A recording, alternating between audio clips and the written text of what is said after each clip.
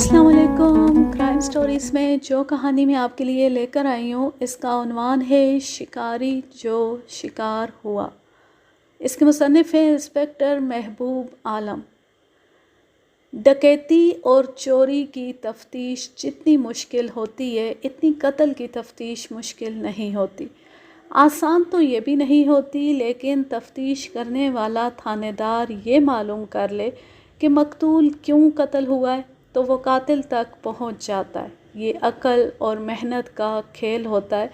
कत्ल की कोई ना कोई वजह ज़रूर होती है, लेकिन डकैती और सिरका यानी चोरी की वजह सिर्फ लूटना होती है। अगर मुजरमों ने कोई सुराख, खुर्रा या अपनी कोई निशानी मौका वारदात पर नहीं छोड़ी तो तफ्तीश करने वाला चक्कर खाने के सिवा कुछ नहीं कर सकता। मेरे इलाके में डकैती की एक वारदात को 3 महीने हो गए थे और कोई सुराख नहीं मिल रहा था। वो एक बड़ा गांव था।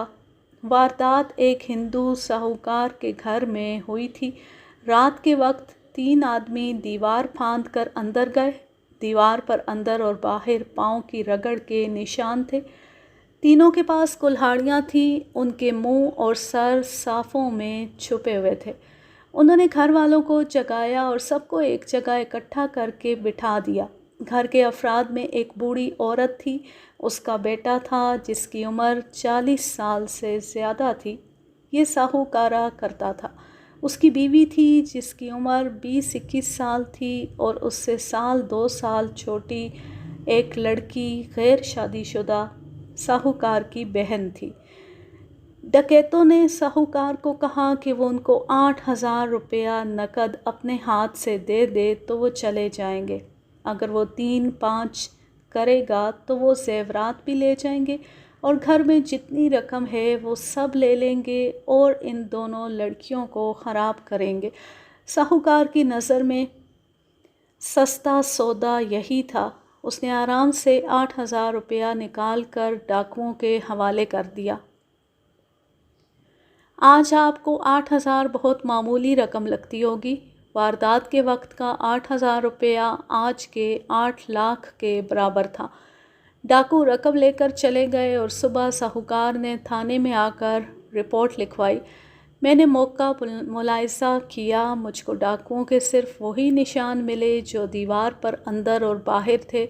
ये जूतियों की लकीरें थीं। उनसे सिर्फ ये पता लगता था कि डाकू इस रास्ते से आए थे। साहूकार ने बताया कि वो दरवाज़े से बाहर निकले थे।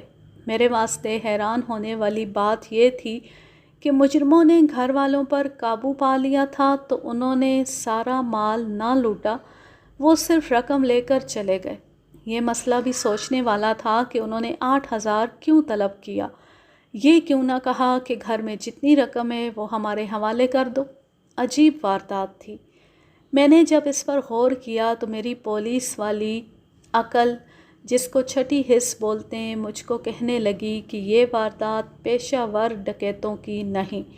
मैंने ऐसी वारदात कभी नहीं सुनी थी कि डाकू किसी घर में दाखिल हुए और एक ख़ास रकम का मुतालबा किया और रकम वसूल करके चले गए, जबकि वहाँ से उनको ज़्यादा रकम और मकरूस लोगों के गिरवी रखे हुए बेशुमार ज़ेवरात भी मिल सकते थे। इस वारदात की कोई वजह थी। एक वजह मेरे दिमाग में ये आती थी कि साहूकार ने अपने किसी मकरूस को तंग किया होगा और उसने इस तरीके से अपना घाटा पूरा कर लिया। साहूकारा पाकिस्तान में भी होता है, लेकिन हिंदू साहूकारों का ये कारोबार कुछ और ही तरह का था। उनसे ज़्यादातर मुसलमान देहाती ब्याह शादियों या मुकदमेबाजियों पर ख़र्च करने के वास्ते सूद पर कर्ज लेते थे। ये लोग इतना ही देखते थे कि उन्होंने रकम ले ली है और साहूकार ने बही खाते में अंगूठा लगवा लिया। उनको ये पता नहीं लगता था कि साहूकार ने ज़बानी क्या कहा है और लिखा क्या है। साहूकार ज़ेवर या ज़मीन गिरवी रखते थे।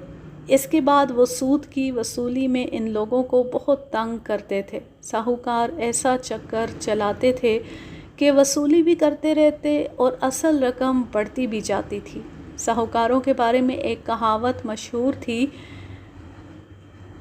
दी अधेली ली हवेली। اس کا مطلب یہ ہے کہ 1 یعنی 50 پیسے سود پر قرض دیا اور مقروض کی پوری حویلی پر قبضہ کر لیا۔ کبھی کبھار کوئی ایسی واردات ہو جاتی تھی کہ کوئی مقروض تنگ آ کر ساہوکار کے گھر کا صفایا کر جاتا یا پیشہ ور ڈاکوؤں سے یہ کام کرا دیتا تھا۔ میرے دماغ میں اس واردات کی یہی وجہ آتی تھی کہ کسی مقروض نے ساہوکار کے ساتھ اپنا حساب برابر کیا ہے اور اس نے یہ واردات اپنے 2 دوستوں، بھائیوں یا رشتہ داروں کو ساتھ ملا کر خود کی ہے۔ اگر وہ پیشہ ور ڈکیتوں سے یہ واردات کراتا تو ڈکیت ساہوکار کا گھر خالی کر جاتے۔ میں نے ساہوکار کو کہا کہ وہ ان لوگوں کی فہرست بما پتے مجھ کو دے جن کو اس نے قرض دیے ہوئے ہیں۔ میں نے اس کو یہ بھی کہا کہ اس نے اگر کسی کو بے جا تنگ کیا ہوا تھا اور اس کے ساتھ اگر جھگڑا چل رہا تھا تو وہ بھی بتا دے، اور یہ بھی بتا دے کہ کسی نے اس کو کبھی دھمکی دی ہوگی تو وہ کون ہے، اور اگر اس کو خود کسی پر شک ہے تو اس کا نام بھی بتا دے۔ میں نے یہ کیس اپنے ASI کے حوالے کر دیا اور اس کو سمجھا دیا کہ میں نے ساہوکار سے کیا طلب کیا ہے۔ ASI نے اسی دن تفتیش شروع کر دی اور 7-8 دن گزر گئے۔ ساہوکار کو خود کسی پر شک نہیں تھا۔ اس نے یہ بھی کہا تھا کہ اس نے کسی کو تنگ نہیں کیا ہوا اور کسی کے ساتھ اس نے بددیانتی اور زیادتی نہیں کی۔ اس نے ان لوگوں کی فہرست دے دی تھی جن کو اس نے قرضے دیے ہوئے تھے۔ ASI نے اس کا بہی کھاتہ بھی دیکھنا شروع کر دیا تھا۔ یہ ہم نے خود دیکھنا تھا کہ ساہوکار نے کسی کے ساتھ بددیانتی کی ہے یا نہیں۔ ASI نے اس فہرست میں کچھ آدمیوں کو شامل تفتیش کیا۔ اس کے ساتھ ہی اس نے اس علاقے کے عادی مجرموں کو بھی بلانا اور مشتبہ بٹھانا شروع کر دیا۔ ان کی وجہ سے تھانے میں رونق لگی رہتی تھی۔ عادی مجرموں سے اس طریقے سے پوچھ گچھ کی جاتی تھی جو ان کی شان کے عین مطابق تھا، مگر معاملہ ابھی تک وہیں تھا جہاں پہلے دن تھا۔ 1 مہینہ گزر گیا، کوئی سراغ ہاتھ نہ آیا۔ میرے دماغ میں ایک اور بات آئی۔ یہ پہلے بھی میرے دماغ میں تھی لیکن مجھ کو امید تھی کہ اس کی ضرورت نہیں پڑے گی۔ اب میں نے دھیان اس پر کر دیا اور ASI کو بتایا۔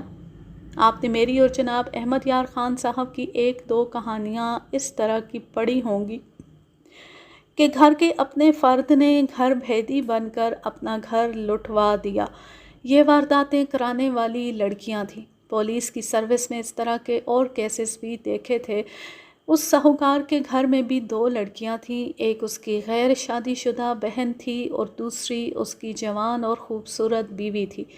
غور اس پر کریں کہ وہ خود 40 سال سے اوپر کی عمر کا تھا اور اس کا جسم بالکل فضول تھا، موٹا، گول اور قد چھوٹا سا۔ اس کے مقابلے میں اس کی بیوی اس کی بیٹی جیسی جوان، اچھے قد بد کی خوبصورت لڑکی تھی۔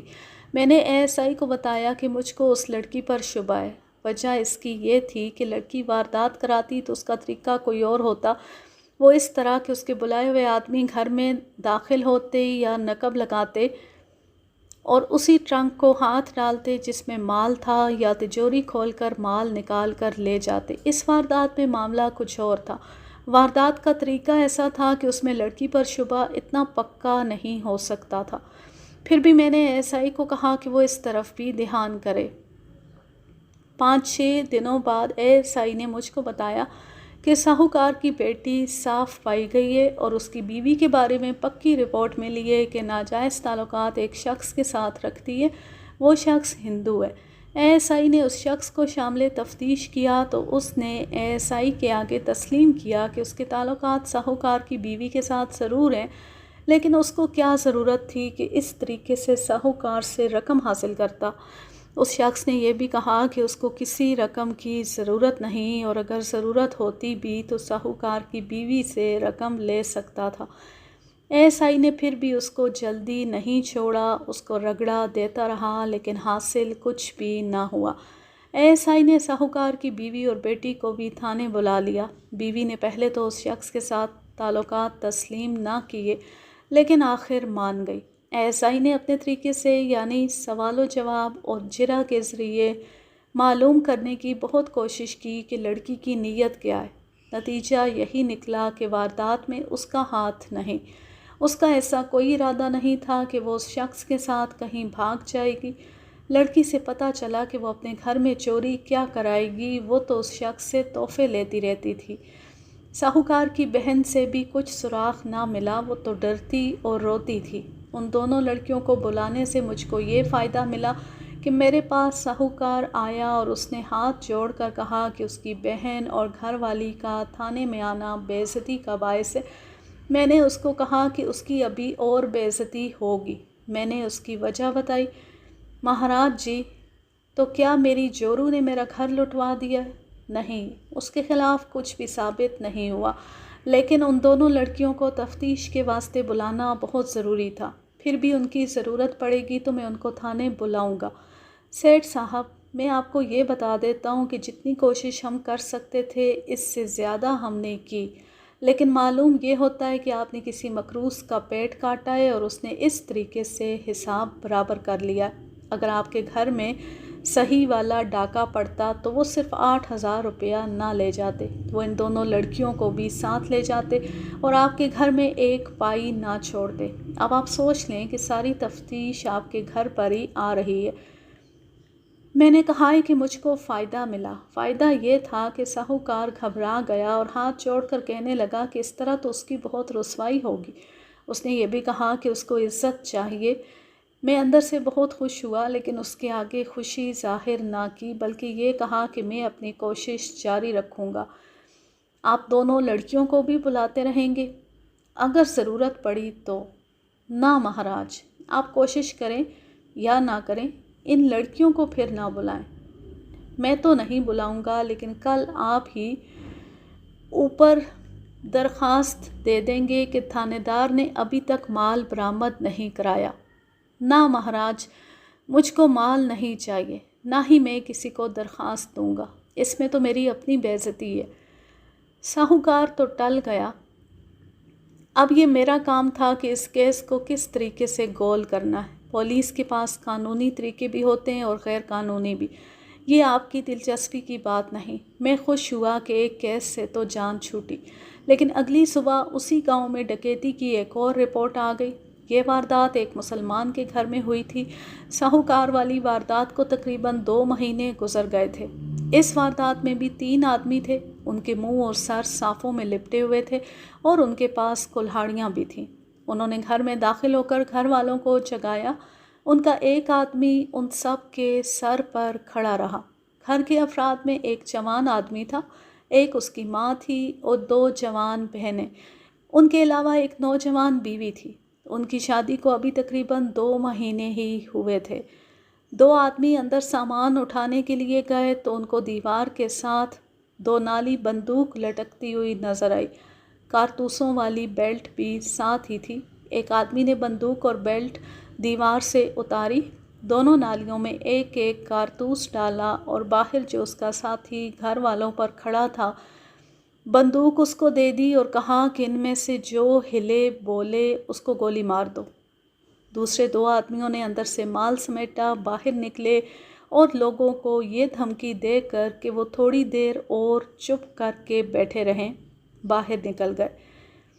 گھر کا یہ جوان آدمی جس کا نام اسحاق تھا فوراً اٹھ کر ڈاکوؤں کے پیچھے اس واسطے نہ گیا کہ ان کے پاس بندوق تھی، وہ جاتا تو مارا جاتا۔ تھوڑا وقت گزار کر اس نے شور شرابہ کیا تو لوگ اٹھ کر آ گئے۔ یہ تو کسی کو پتہ نہیں تھا کہ ڈاکو کس طرف گئے ہیں۔ یہ لوگ ویسے ہی گاؤں سے باہر جا کر اور ادھر ادھر پھر کر واپس آ گئے۔ گھر والوں نے اندر جا کر دیکھا، ٹرنک وغیرہ بکھیر کر فرش پر پھینکے ہوئے تھے۔ جن ٹرنکوں کو تالے لگے تھے وہ تالے توڑ کر کھولے گئے، ان میں سے کپڑے وغیرہ نکال کر بکھیرے گئے تھے۔ ایک ٹرنک میں گھر کا سارا زیور تھا اور 400-500 روپیہ نقد بھی تھا۔ یہ سارا مال ڈاکو لے گئے تھے۔ زیور اور رقم کے سوا انہوں نے کچھ نہیں اٹھایا۔ اس سے ظاہر ہوتا تھا کہ یہ پکے ڈاکوؤں کی واردات ہے۔ پکے ڈاکو پارچہ جات اس واسطے نہیں لے جاتے کہ شناخت ہو جاتے ہیں۔ زیور توڑ کر بیچ لیا جاتا ہے۔ زیور خریدنے والے خاص آدمی ہوتے ہیں اور رقم کی تو کوئی شناخت ہی نہیں ہوتی۔ رپورٹ لکھوانے کے لیے اسحاق 2 پرانی عمر کے آدمیوں کے ساتھ آیا تھا۔ میرے پوچھنے پر اس نے کہا کہ اس کو کسی پر شبہ نہیں، نہ اس کی کسی کے ساتھ دشمنی ہے۔ اب میرے دماغ میں خیال آیا کہ ساہوکار کے گھر میں جو واردات ہوئی ہے وہ بھی اسی گروہ کی تھی۔ طریقہ واردات میں تھوڑا سا فرق تھا۔ وہاں تو انہوں نے ایک خاص رقم کا مطالبہ کیا تھا اور یہاں وہ جو ہاتھ لگا لے گئے۔ 3 ہی آدمی تھے، تینوں کے پاس کلہاڑیاں تھیں۔ ساہوکار کے گھر کی طرح اسحاق کے گھر میں بھی انہوں نے گھر کے افراد کو ایک جگہ اکٹھا کر کے بٹھا دیا تھا۔ اس واردات میں مال بہت گیا تھا۔ ایک تو دونوں بہنوں کا زیور تھا جو ان کی شادی کے واسطے بنوایا گیا تھا، اور اسحاق کی بیوی کا بھی زیور تھا۔ مجھ کو یہ بھی خیال آیا کہ ساہوکار کے گھر میں گھر کی کسی لڑکی نے واردات نہیں کرائی تھی، اور اس گھر میں بھی گھر کا کوئی فرد گھر بھیدی نہیں بنا۔ میں اسی واسطے اسحاق کے ساتھ اس کے گھر چلا گیا۔ اسحاق کے گھر پہنچتی ایک معزز آدمی نے ایک 2 نالی بندوق میرے حوالے کی اور بتایا کہ یہ گاؤں کے باہر ایک کھیت میں پڑی ہوئی تھی۔ یہ میری بندوق ہے، اسحاق بولا۔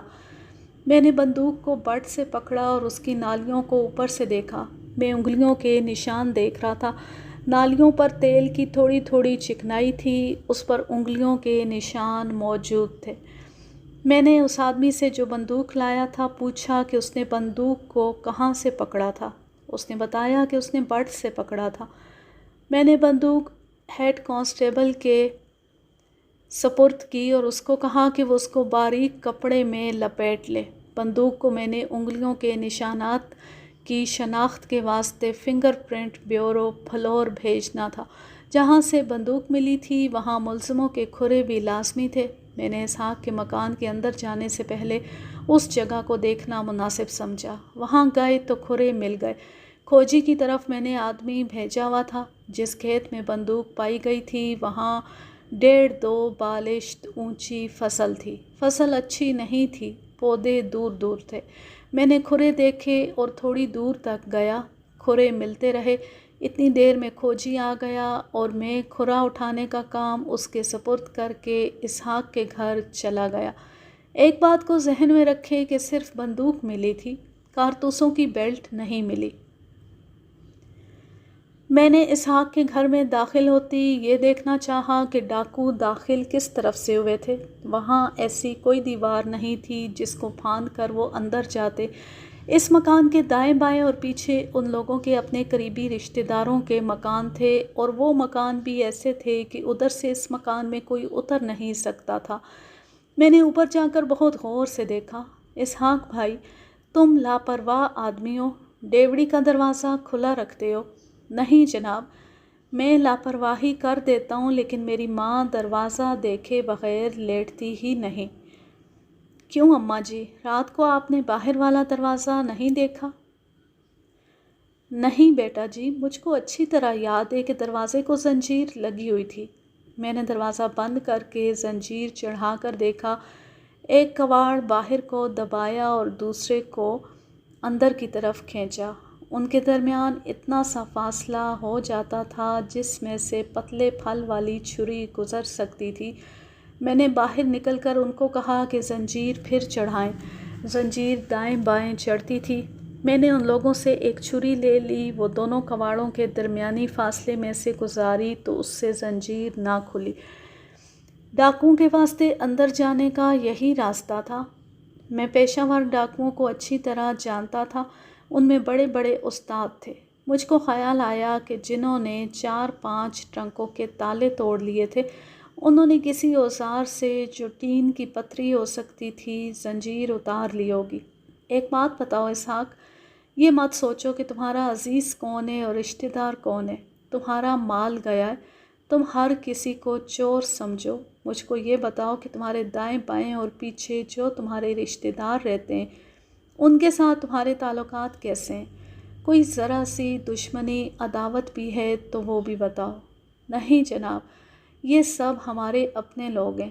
میں نے یہی سوال اس کی ماں سے پوچھا تو اس نے بھی یہی جواب دیا۔ آپ یہ سن کر شاید حیران ہوتے ہوں گے کہ قریبی رشتہ دار ڈکیتی کی واردات کر سکتے ہیں۔ میں آپ کو ایک دلچسپ بات بتاتا ہوں۔ دیہات میں پہلے بھی ایک رواج تھا اور آج بھی یہ رواج موجود ہے کہ برادری میں کوئی آدمی ترقی کر کے روپے پیسے والا ہو جائے تو برادری کے لوگ اس سے حسد کرتے ہیں، وہ اس سے کئی طریقوں سے خرچ کروانے کی کوشش کرتے ہیں، مثلاً اس کو نئی مسجد کی تعمیر یا پرانی مسجد کی مرمت کے واسطے اکسائیں گے، یا اس قسم کے کسی اور کام کے واسطے اس سے چندے کے طور پر پیسے مانگیں گے۔ پھر اس کے کچھ رشتہ دار اس سے اپنی کوئی نہ کوئی ضرورت بتا کر قرض مانگیں گے، یا غریب رشتہ داروں کو اکسا کر اس سے مالی امداد مانگیں گے اور اس کی اتنی خوشامد کریں گے کہ اس کا دماغ اس کے ہاتھ سے نکل جائے اور وہ پیسہ خرچ کرتا چلا جائے گا، حتیٰ کہ وہ خالی ہو جائے گا۔ بعض آدمی ایسے ہوتے ہیں جن کے پاس پیسہ زیادہ ہو جائے تو ان میں تکبر آ جاتا ہے، وہ برادری والوں میں شو بازی کرتے ہیں۔ اگر برادری میں کوئی بدماش ٹائپ آدمی ہو تو وہ یہ طریقہ اختیار کرتے ہیں کہ اس کے گھر چوری یا ڈکیتی کی واردات کرا دیتے ہیں، پھر اس کے ہمدرد بن کر پولیس کے پیچھے پڑ جاتے ہیں کہ پولیس تفتیش میں کوتاہی نہ کرے۔ میں نے اب یہ معلوم کرنا تھا کہ اسحاق بھی اس قسم کا آدمی تھا یا نہیں۔ میں نے اس کے ساتھ بہت ساری باتیں کی تھیں اور یہ اندازہ لگانے کی کوشش کی تھی کہ یہ کس قسم کا جوان ہے۔ میرا اندازہ کچھ یہ تھا کہ اس میں شوبازی پائی جاتی ہے۔ میں نے یہ بھی معلوم کرنا تھا کہ اسحاق کے گھر میں اتنی دولت تھی کہ اس کے رشتہ دار اس سے جلتے ہوں گے۔ اس کے علاوہ بھی میں نے بہت سی باتیں معلوم کرنی تھیں۔ یہ تو معمولی سا ایک شک تھا جو میرے دماغ میں آیا تھا۔ اصل شک یہ تھا کہ یہ پیشہ ور آدمیوں کی واردات ہے اور ساہوکار کے گھر بھی انہی آدمیوں نے واردات کی ہے۔ میں نے تھانے میں ASI کو پیغام بھیجا کہ مشتبہوں کو اکٹھا کرے۔ ہر تھانے میں عادی مجرموں کے نام و پتے موجود ہوتے ہیں، ان میں کئی سزا یافتہ ہوتے ہیں۔ آج کل مجرموں کے انداز کچھ اور ہو گئے ہیں۔ ان وقتوں میں ہر مجرم اپنے طریقہ واردات سے پہچانا جاتا تھا۔ بڑے جرائم مثلاً ڈاکہ، نقب زنی، راہ زنی وغیرہ کے مجرم الگ الگ تھے۔ ڈاکو راہ زنی نہیں کرتے تھے، راہزن نقب نہیں لگاتے تھے اور نقب لگانے والے چھوٹی موٹی چوریاں نہیں کرتے تھے۔ تھانے دار اپنے علاقے کے مجرموں سے بڑی اچھی طرح واقف ہوتے تھے، وہ طریقہ واردات سے مجرم کو پہچان لیتے تھے۔ وہ کتنی ہی احتیاط کیوں نہ کریں، ان میں ہر ایک کی جو خصوصیت ہوتی ہے وہ ظاہر ہو جاتی تھی۔ میں اس معاملے میں زیادہ تفصیل بیان نہیں کرتا، یہ پولیس کے معاملات ہیں، آپ کی دلچسپی اس میں نہیں ہو سکتی۔ میں نے ڈکیتی کی ان دونوں وارداتوں پر غور کر لیا تھا۔ ASI کو میں نے جو پیغام بھیجا تھا اس میں اس کو خاص طور پر 4 پیشہ ور مجرموں کی بابت کہا تھا، وہ ڈکیت تھے۔ کچھ وقت گزرا تو کھوجی آ گیا، وہ 2 میل دور تک ہو آیا تھا۔ ڈاکوں کے کھرے دریا کے کنارے تک ملے۔ یہ چھوٹا سا ایک دریا تھا، ان دنوں میں اس میں پانی ذرا زیادہ تھا۔ کھرے دریا کے ساتھ ساتھ پل تک چلے گئے تھے۔ یہ پکی سڑک کا پل تھا، لاریاں اور تانگے یہاں سے گزرتے تھے۔ دریا کے پار والے علاقے میں جانے والی بعض سواریاں یہاں سے لاریوں یا تانگوں پر جاتی تھیں۔ کھوجی نے پل کے پار جا کر بھی کھرے تلاش کیے تھے لیکن اس کو کوئی کھرا نہ ملا۔ کھروں سے معلوم ہوا کہ 2 آدمیوں نے دیسی جوتیاں پہنی ہوئی تھیں اور ایک نے شوز، یہ گرگابی بھی ہو سکتی تھی۔ کھرے ایسے تھے کہ ان کے مولڈ تیار ہو سکتے تھے۔ میں نے مولڈ تیار کرنے کے واسطے کہہ دیا۔ بندوق کو میں نے محفوظ کرا لیا تھا، اس کو میں نے تھانے اس حکم کے ساتھ بھیج دیا کہ دستی فنگر پرنٹ بیورو کو انگلیوں کے نشانات کے معائنے کے واسطے بھیج دی جائے۔ میں نے کچھ ضروری معلومات لینی تھی، مخبروں سے رپورٹیں لینی تھیں، اسحاق اور اس کے گھر کے افراد کی بابت بھی کچھ معلوم کرنا تھا۔ اس کام کے واسطے میں ادھر ہی رک گیا۔ میں نے کس سے کیا کیا پوچھا، اس کو آپ جان کر کیا کریں گے؟ میں صرف آپ کی دلچسپی کی باتیں بتاتا ہوں۔ ان لوگوں میں جنہوں نے مجھ کو یہ باتیں بتائیں، اسحاق کے خون کے رشتے والے آدمی بھی تھے۔ اسحاق کا باپ مر گیا تھا، وہ 3 بہنوں میں اکیلا بھائی تھا اور اس کو ماں اور بہنوں نے شہزادہ بنایا ہوا تھا۔ یہ کوئی امیر گھرانہ نہیں تھا، درمیانے درجے کا زمیندار خاندان تھا۔ گھر میں کوئی دولت نہیں تھی، 200-400 روپیہ جو نکل گیا تھا یہی گھر کی دولت تھی۔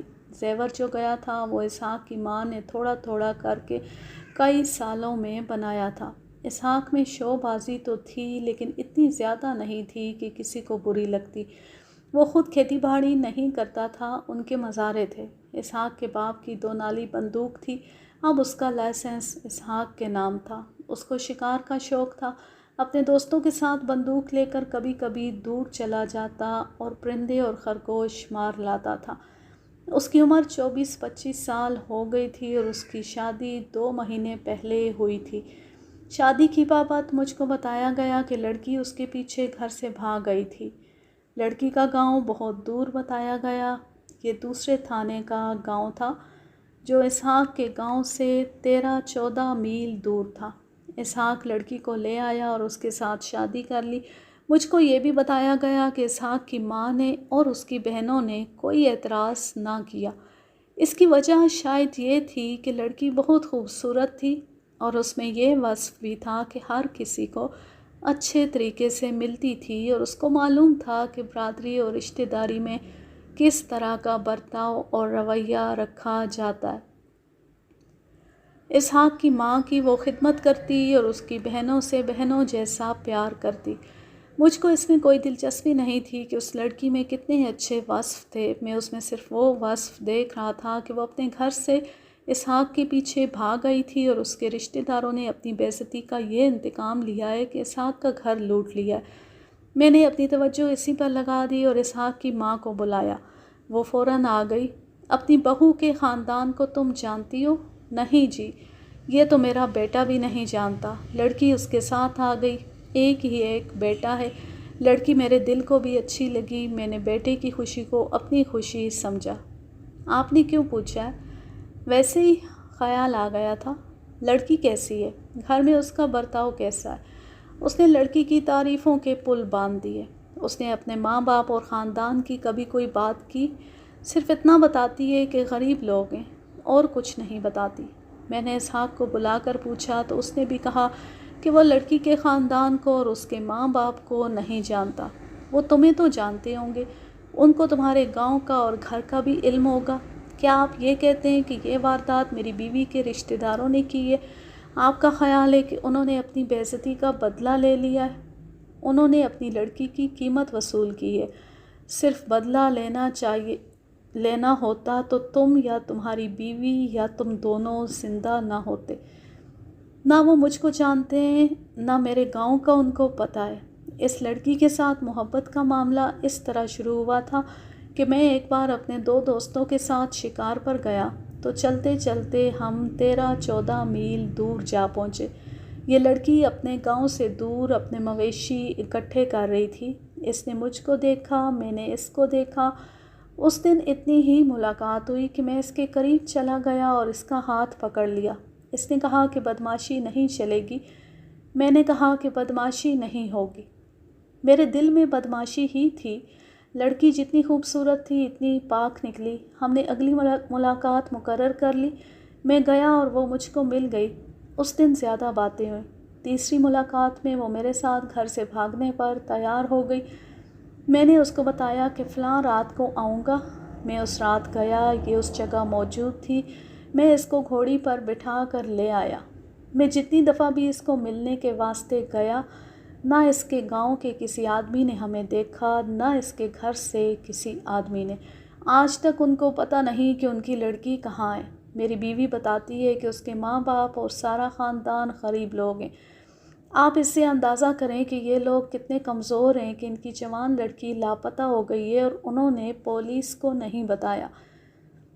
میں دراصل دائیں بائیں ہاتھ مار رہا تھا، یہ ایک اشارہ تھا، لیکن یہ بھی میرے واسطے فائدہ مند ثابت نہ ہوا۔ میں نے اور زیادہ شک رفع کرنے کے واسطے لڑکی سے پوچھنا بھی ضروری سمجھا۔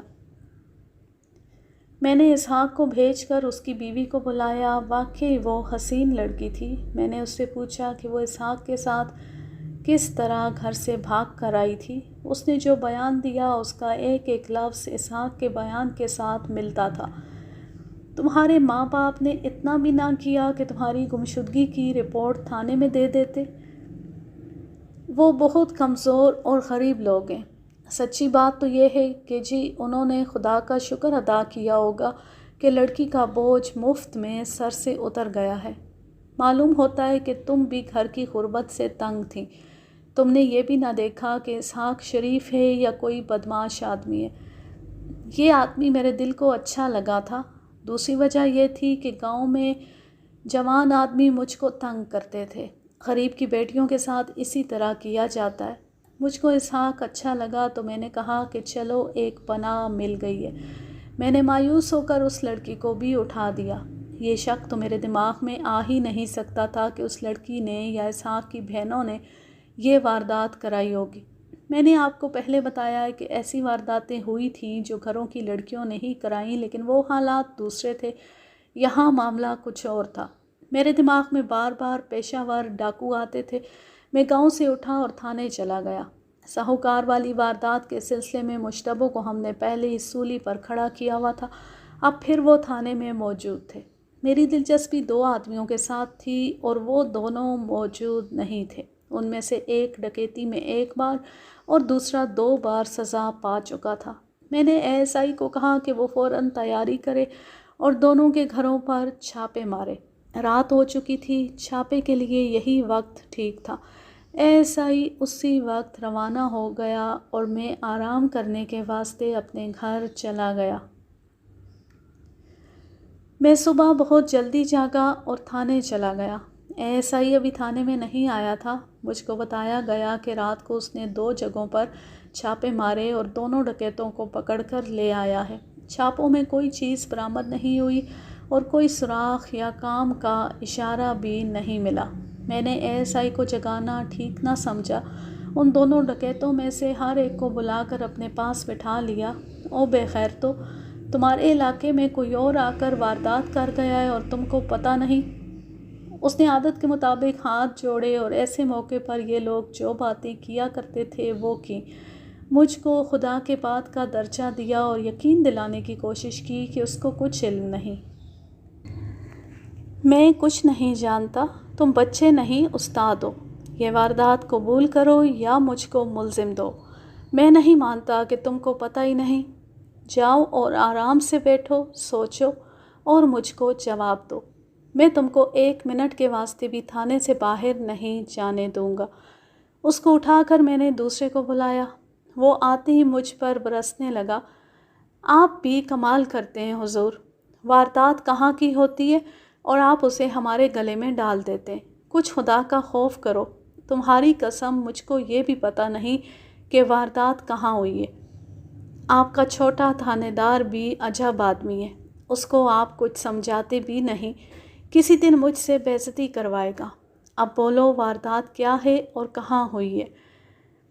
آپ حیران ہوں گے کہ ایک پیشہ ور اور 2 بار کا سزا یافتہ مجرم ایک تھانے دار کے ساتھ اس طرح بدتمیزی کے ساتھ بات کر رہا تھا جیسے وہ ڈکیت نہیں DSP تھا۔ یہ دراصل پولیس اور مجرموں کی دنیا کی باتیں، ان باتوں کو عام شہری نہیں سمجھ سکتے۔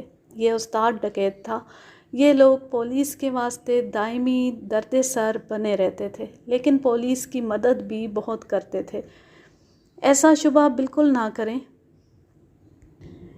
کہ ان کو شاید پولیس کا تعاون حاصل ہوتا تھا۔ اس زمانے میں کوئی سوچ بھی نہیں سکتا تھا کہ پولیس اور مجرموں کا آپس میں دوستانہ بھی ہو سکتا ہے۔ اس شخص نے میرے ساتھ اس لہجے میں بات کی تو میں ہنسنے لگا۔ پھر مجھے ملزم دو۔ تمہارے علاقے میں کون واردات کر گیا ہے؟ یہ واردات معمولی نہیں۔ حضور واردات تو بتائیں کیا ہے؟ تم کو ASI نے نہیں بتایا؟ یہی تو میں نے کہا ہے کہ آپ کا ASI کبھی مجھ سے بے عزتی کروائے گا۔ میں نے 100 بار پوچھا کہ میرے گھر پر چھاپا کس معاملے میں پڑا ہے، تو یہی کہتا رہا کہ تھانے چل کر بتاؤں گا۔ ایک تو اس شخص کو خدا نے شکل ہی ایسی دی ہے، اور جب یہ ناک چڑھا کر بات کرتا ہے تو مجھ کو اور زیادہ برا لگتا ہے۔ میں نے اس کو واردات بتائی۔ وہ اسحاق، اس نے میری ران پر بڑی زور سے ہاتھ مار کر کہا، وہ جو شکاری ہے۔ وہ سوچ میں پڑ گیا اور ماتھے کو اپنے ہاتھ سے رگڑ کر بولا، تھوڑے دن ہوئے اس نے شاید شادی کی ہے۔ میں ان کے گاؤں کے نمبردار کے پاس جاتا رہتا ہوں۔ اس لڑکی کو جو اسحاق کی بیوی ہے میں نے 2 مرتبہ دیکھا ہے۔ دونوں مرتبہ میں نے دماغ پر بہت زور دیا کہ اس لڑکی کو پہلے میں نے کہاں دیکھا تھا۔ میں نے اس کو بتایا کہ اس لڑکی کا نام جنت ہے اور یہ فلاں گاؤں سے اسحاق کے پیچھے گھر سے نکل آئی تھی اور یہ غریبوں کی بیٹی ہے۔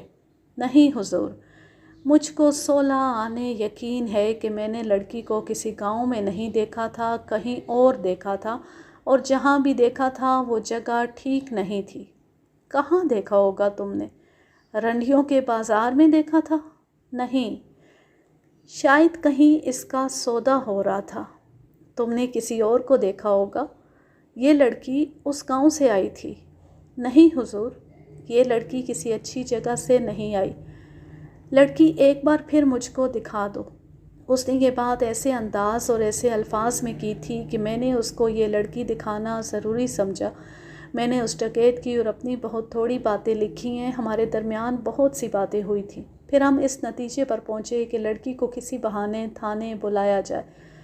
بہانے کی کیا ضرورت تھی؟ میں جس کو چاہتا تھانے بلا سکتا تھا۔ میں نے اسی وقت ایک کانسٹیبل کو اسحاق کے گاؤں بھیجا کہ وہ اسحاق کو اس کی بیوی کے ساتھ تھانے لے آئے اور ان کو یہ کہے کہ زیور اور 1-2 چیزیں شناخت کرنی ہیں۔ ان کا گاؤں دور نہیں تھا۔ 1.5 گھنٹے بعد دونوں پہنچ گئے۔ میں نے ڈکیت کو ایسی جگہ بٹھا دیا جہاں سے وہ لڑکی کو اچھی طرح دیکھ سکتا تھا۔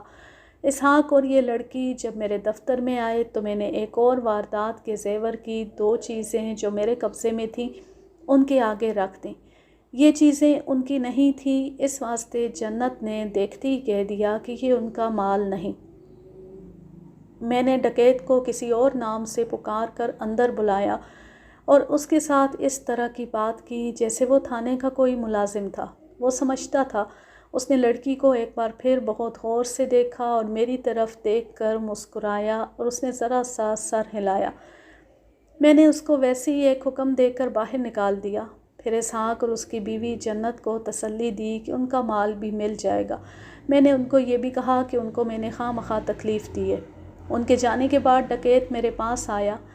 حضور میری بات مانیں، یہ لڑکی صحیح نہیں۔ یہ معلوم کریں کہ کہاں سے آئی ہے۔ واردات پر غور کریں۔ کیا ایسا شبہ ہوتا ہے کہ ملزموں کی مدد اندر سے کسی نے کی ہو؟ مجھ کو پکا شبہ ہے کہ واردات اس لڑکی نے کرائی ہے۔ میں نے غور کیا تو ایک بات مجھ کو شک میں ڈالتی تھی، وہ یہ تھی کہ ڈکیتوں نے زنجیر کس طرح کھولی تھی۔ میں نے کوشش کر کے دیکھا تھا، باہر سے ٹین کی پتری اندر جا سکتی تھی، لیکن میں نے چھری داخل کر کے دیکھی جو پتری سے مضبوط ہوتی ہے، زنجیر نہیں کھلی تھی۔ اب مجھ کو خیال آنے لگا کہ زنجیر اندر سے کھولی گئی ہے۔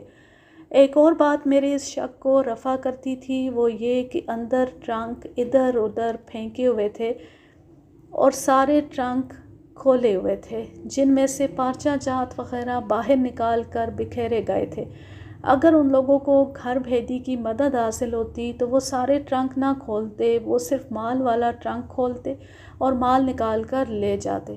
میں نے جب اس پر غور کیا تو اپنے تجربے کی روشنی میں یہ خیال آیا کہ یہ واردات تجربے کار ڈکیتوں کی ہے۔ انہوں نے سامان اس لیے بکھیر دیا ہوگا کہ یہ شک نہ ہو کہ اس واردات میں کوئی گھر بھیدی بھی ہے۔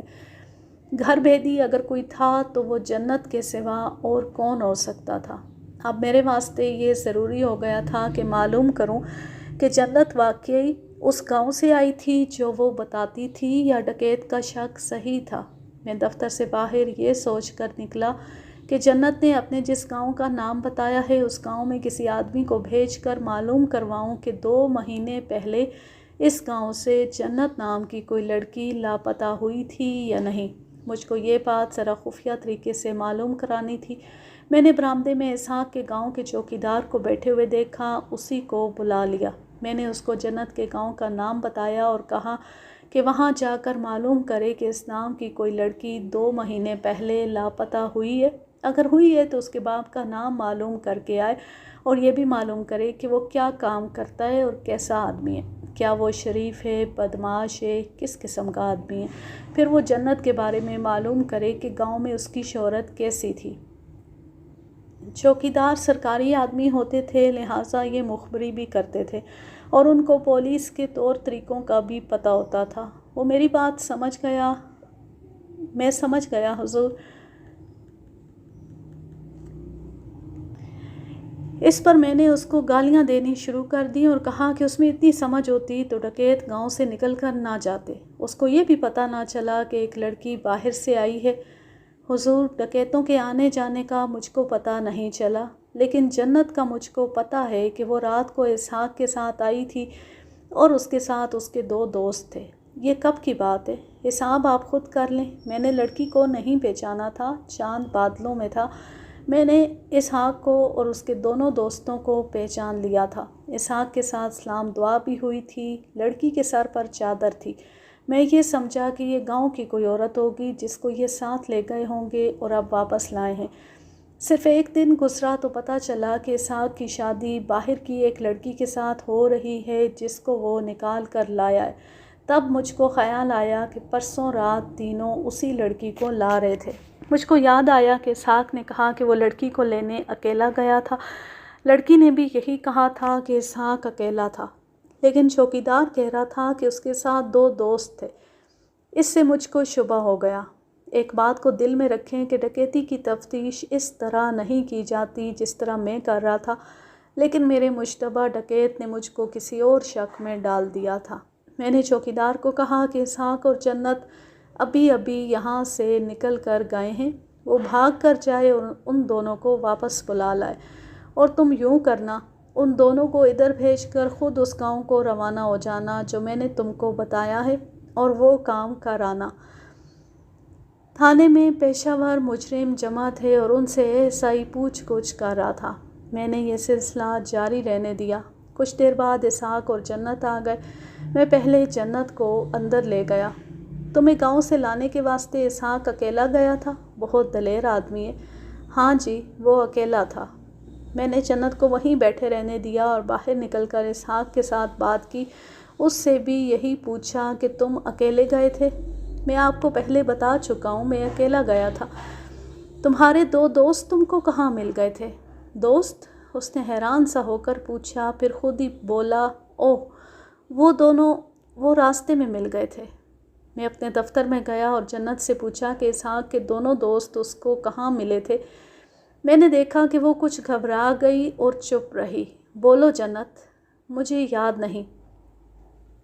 जन्नत, तुम्हारी यादाश्त बड़ी कमज़ोर है।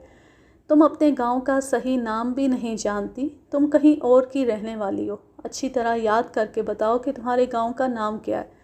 उसने मेरी तरफ देखा तो मैंने नोट किया कि उसकी आंखों में खौफ आ गया है। उसने ज़रा उखड़ी हुई आवाज़ में कहा कि वो फ़लाँ गांव की रहने वाली है। ये वही गांव था जो उसने पहले बताया था। मैं बाहर निकला और एक कांस्टेबल को इसहाक के दोनों दोस्तों के नाम बताकर कहा कि उनको थाने ले आओ। मैंने ये नाम चौकीदार से मालूम किए थे। फिर मैंने ये इंतज़ाम किया कि इसहाक को अलग और जन्नत को अलग बिठा दिया। मैंने देखा कि जिस मुश्तबा डकैत ने मेरे दिल में जन्नत के बारे में शक डाला था, वो जन्नत को बहुत गौर से देख रहा था। वो उठकर मेरे पास आ गया और उसने एक बार फिर कहा कि ये लड़की उस्तादों की चीज़ है। मैं दूसरे कामों में लग गया और 3-3.5 घंटे गुजर गए। मुझको बताया गया कि इसहाक के दोनों दोस्त आ गए हैं। मैं उनको थोड़ी देर के वास्ते बाहर बिठा दिया। जब मैं काम से फारिग हुआ तो उनमें से एक को अंदर बुलाया। इसहाक की बीवी कौन से गांव से आई थी? उसने गांव का वही नाम बताया जो जन्नत बताती थी। क्या तुम लड़की को लाने के वास्ते इसहाक के साथ गए थे? नहीं, हम दोनों दोस्त रास्ते में खड़े थे, उस गांव तक नहीं गए थे। तुम कहाँ खड़े रहे? पुल के पास। उससे कुछ और बातें पूछकर उसके दोस्त को बुलाया और उससे यही सवाल पूछा। उसने एक और जगह बताई जहाँ वो इसहाक और जन्नत के इंतज़ार में खड़े रहे थे। मुझको सिर्फ इस सवाल का जवाब दे दो कि तुम लोग झूठ क्यों बोल रहे हो। मैंने तुम पर कोई इल्ज़ाम तो नहीं लगाया। जन्नत अपनी मर्ज़ी से आई है, तुम लोगों ने उसको अगवा नहीं किया। एक बार फिर सोचो और मुझको बताओ कि तुम अपने दोस्त के साथ जन्नत के गांव तक गए थे या नहीं। नहीं, उसने ज़ोरदार तरीके से ना कहा और उसके लहजे में डर बड़ा साफ था। उखड़ी उखड़ी आवाज़ में कहने लगा, हम रास्ते में खड़े थे। तुम और तुम्हारा दोस्त एक जगह खड़े थे? जी।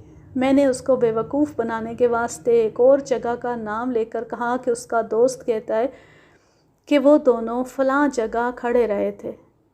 ओह, उसने अपने माथे पर हाथ मारकर कहा, मेरे दिमाग से निकल गया था। हमने दरअसल इसहाक का इंतज़ार उस जगह किया था। اس سے پہلے ہم ذرا سی دیر پل کے پاس کھڑے رہے تھے۔ مجھ کو سمجھ نہیں آ رہی تھی کہ یہ جھوٹ کیوں بول رہے ہیں۔ ان کو شاید ڈر تھا کہ میں ان کو جنت کے اغوا میں گرفتار کر لوں گا۔ میں نے اس کو باہر لے جا کر الگ بٹھا دیا۔ میں نے اب چوکیدار کا انتظار کرنا تھا، وہ بہت دور گیا تھا، اس نے تو رات کو ہی آنا تھا۔ میں نے تھانے کے اور بھی کئی کام کرنے تھے، میں ان میں مگن ہو گیا۔ دیہاتیوں اور شہریوں میں تھانے داروں کے خوش آمدی ہوتے ہیں، یہ میرے وقتوں میں بھی تھے اور آج کے وقت میں بھی ہوتے ہیں۔ کوئی واردات ہو جائے تو یہ علاقہ تھانے دار کو خوش کرنے کے واسطے مخبری کرتے ہیں۔ یہ لوگ اپنے طور پر سراغ رسانی کرتے رہتے ہیں اور تھانے دار کو نئی سے نئی باتیں سناتے ہیں۔ اسحاق کے گھر ڈکیتی کی واردات ہوئی تو خوش آمدیوں کی آمد و رفت تھانے میں شروع ہو گئی۔ ان لوگوں نے مجھ کو بہت سی باتیں بتائیں۔ ان باتوں سے صرف یہ ظاہر ہوتا تھا کہ یہ لوگ مجھ کو خوش کر رہے ہیں۔ میں تو یہ معلوم کرنا چاہتا تھا کہ یہ واردات کس نے کی ہے۔ ان کے پاس اس سوال کا جواب نہیں تھا۔ ان میں ایک سے مجھ کو پتہ چلا کہ اسحاق کے یہ دونوں دوست اب اس کے دوست نہیں ہیں۔ ان میں کسی وجہ سے رنجش پیدا ہو گئی ہے۔ اس کے دوست یہی دو تھے، دونوں اسحاق کے ہم عمر تھے۔ یہ بھی پتہ لگا کہ ان میں سے ایک دوست کی اسحاق کے ساتھ کہیں ہاتھا پائی بھی ہوئی تھی۔ اس دوست کا نام شجاع تھا۔ میں نے شجاع سے پوچھا تھا کہ ان کی اتنی پکی دوستی کو کیا ہو گیا ہے۔ ایک خوش آمدی مخبر نے بتایا، شجاع تو بڑے غصے میں تھا، کہتا تھا کہ یہ شخص پچھتائے گا۔ اس نے ناراضگی کی وجہ نہیں بتائی تھی۔ میں نے ان کی رنجش کی بابت چند اور باتیں معلوم کر لیں۔ رات ہو گئی۔ اسحاق، جنت اور اسحاق کے دونوں دوست ابھی تک تھانے میں تھے۔ میں نے ان کے کھانے کا بندوبست کر دیا تھا۔ مجھ کو گھر میں اطلاع دی گئی کہ چوکیدار آ گیا ہے۔ میں نے اس کو اپنے گھر بلا لیا۔ نا حضور، وہ چھوٹا سا گاؤں ہے، آپ نے شاید دیکھا ہوگا۔ اس گاؤں کی کوئی لڑکی لاپتہ نہیں اور جنت نام کی کوئی لڑکی اس گاؤں کی نہیں۔ میں نے جنت کا حلیہ بتایا، عمر بتائی، لیکن پتہ لگا کہ یہ لڑکی اس گاؤں کی نہیں ہے۔ میں نے چوکیدار کو گاؤں جانے کی اجازت دے دی اور میں تھانے چلا گیا۔ مجھ کو اب ان سب پر غصہ آ رہا تھا۔ میں ڈکیتی کی تفتیش کر رہا تھا اور ان چاروں نے اپنا ہی کوئی ڈرامہ بنایا ہوا تھا۔ میں اس ڈرامے کو بھی کھول کر دیکھنا ضروری سمجھتا تھا۔ میں نے یہ امید لگائی ہوئی تھی کہ شاید اسی سے ڈکیتی کی واردات کا کوئی سراغ مل جائے۔ تھانے جا کر میں نے جنت کو اپنے دفتر میں بٹھا لیا۔ میں تجھ کو تمہارے گاؤں لے جا رہا ہوں۔ نا جی، میں وہاں نہیں جاتی، میرا باپ مجھ کو مار ڈالے گا۔ میری موجودگی میں وہ تجھ کو کس طرح مار ڈالے گا؟ وہ تو کمزور اور غریب آدمی ہے نا۔ آپ مجھ کو وہاں کیوں لے جائیں گے؟ تمہارے ماں باپ کے ساتھ تمہارا راضی نامہ کرا دوں گا۔ ماں باپ کی بد دعا بہت بری ہوتی ہے، وہ نہیں مانیں گے، وہ راضی نہیں ہوں گے۔ میں تجھ کو لے جا رہا ہوں۔ اس نے رونا شروع کر دیا، زور زور سے سر کو ہلاتی تھی اور اپنے گاؤں جانے سے انکار کرتی تھی۔ جنت، میں نے اس کے قریب کھڑے ہو کر ایک ہاتھ اس کی ٹھوڑی کے نیچے رکھا اور اس کا منہ اوپر اٹھا کر کہا، میں تجھ کو اس واسطے تمہارے گاؤں لے جاؤں گا کہ مجھ کو اپنا گھر اور اپنے ماں باپ دکھاؤ۔ وہ تو کچا کوٹھا ہے، آپ اسے دیکھ کر کیا کریں گے؟ تم اس گاؤں کی رہنے والی نہیں ہو۔ اگر میں غلط ہوں تو وہاں چل کر مجھ کو اپنا گھر اور اپنے ماں باپ دکھاؤ، یا یہ بتا دو کہ تم اسحاق کے ساتھ کہاں سے آئی ہو۔ اگر نہیں بولو گی تو میں تم کو تمہارے گاؤں چھوڑ کر آ جاؤں گا، بولو۔ اب وہ بالکل ہی چپ ہو گئی۔ تم کو پہچاننے والے یہاں موجود ہیں، اپنی زبان سے بولو۔ ڈاکوؤں کے واسطے اسحاق کے مکان کے باہر والے دروازے کی زنجیر اندر سے تم نے کھولی تھی۔ اب تو وہ اس طرح ہو گئی جیسے اس کا دم نکل گیا ہو۔ ڈرتی کیوں ہو؟ جو ہوا ہے وہ بتا دو۔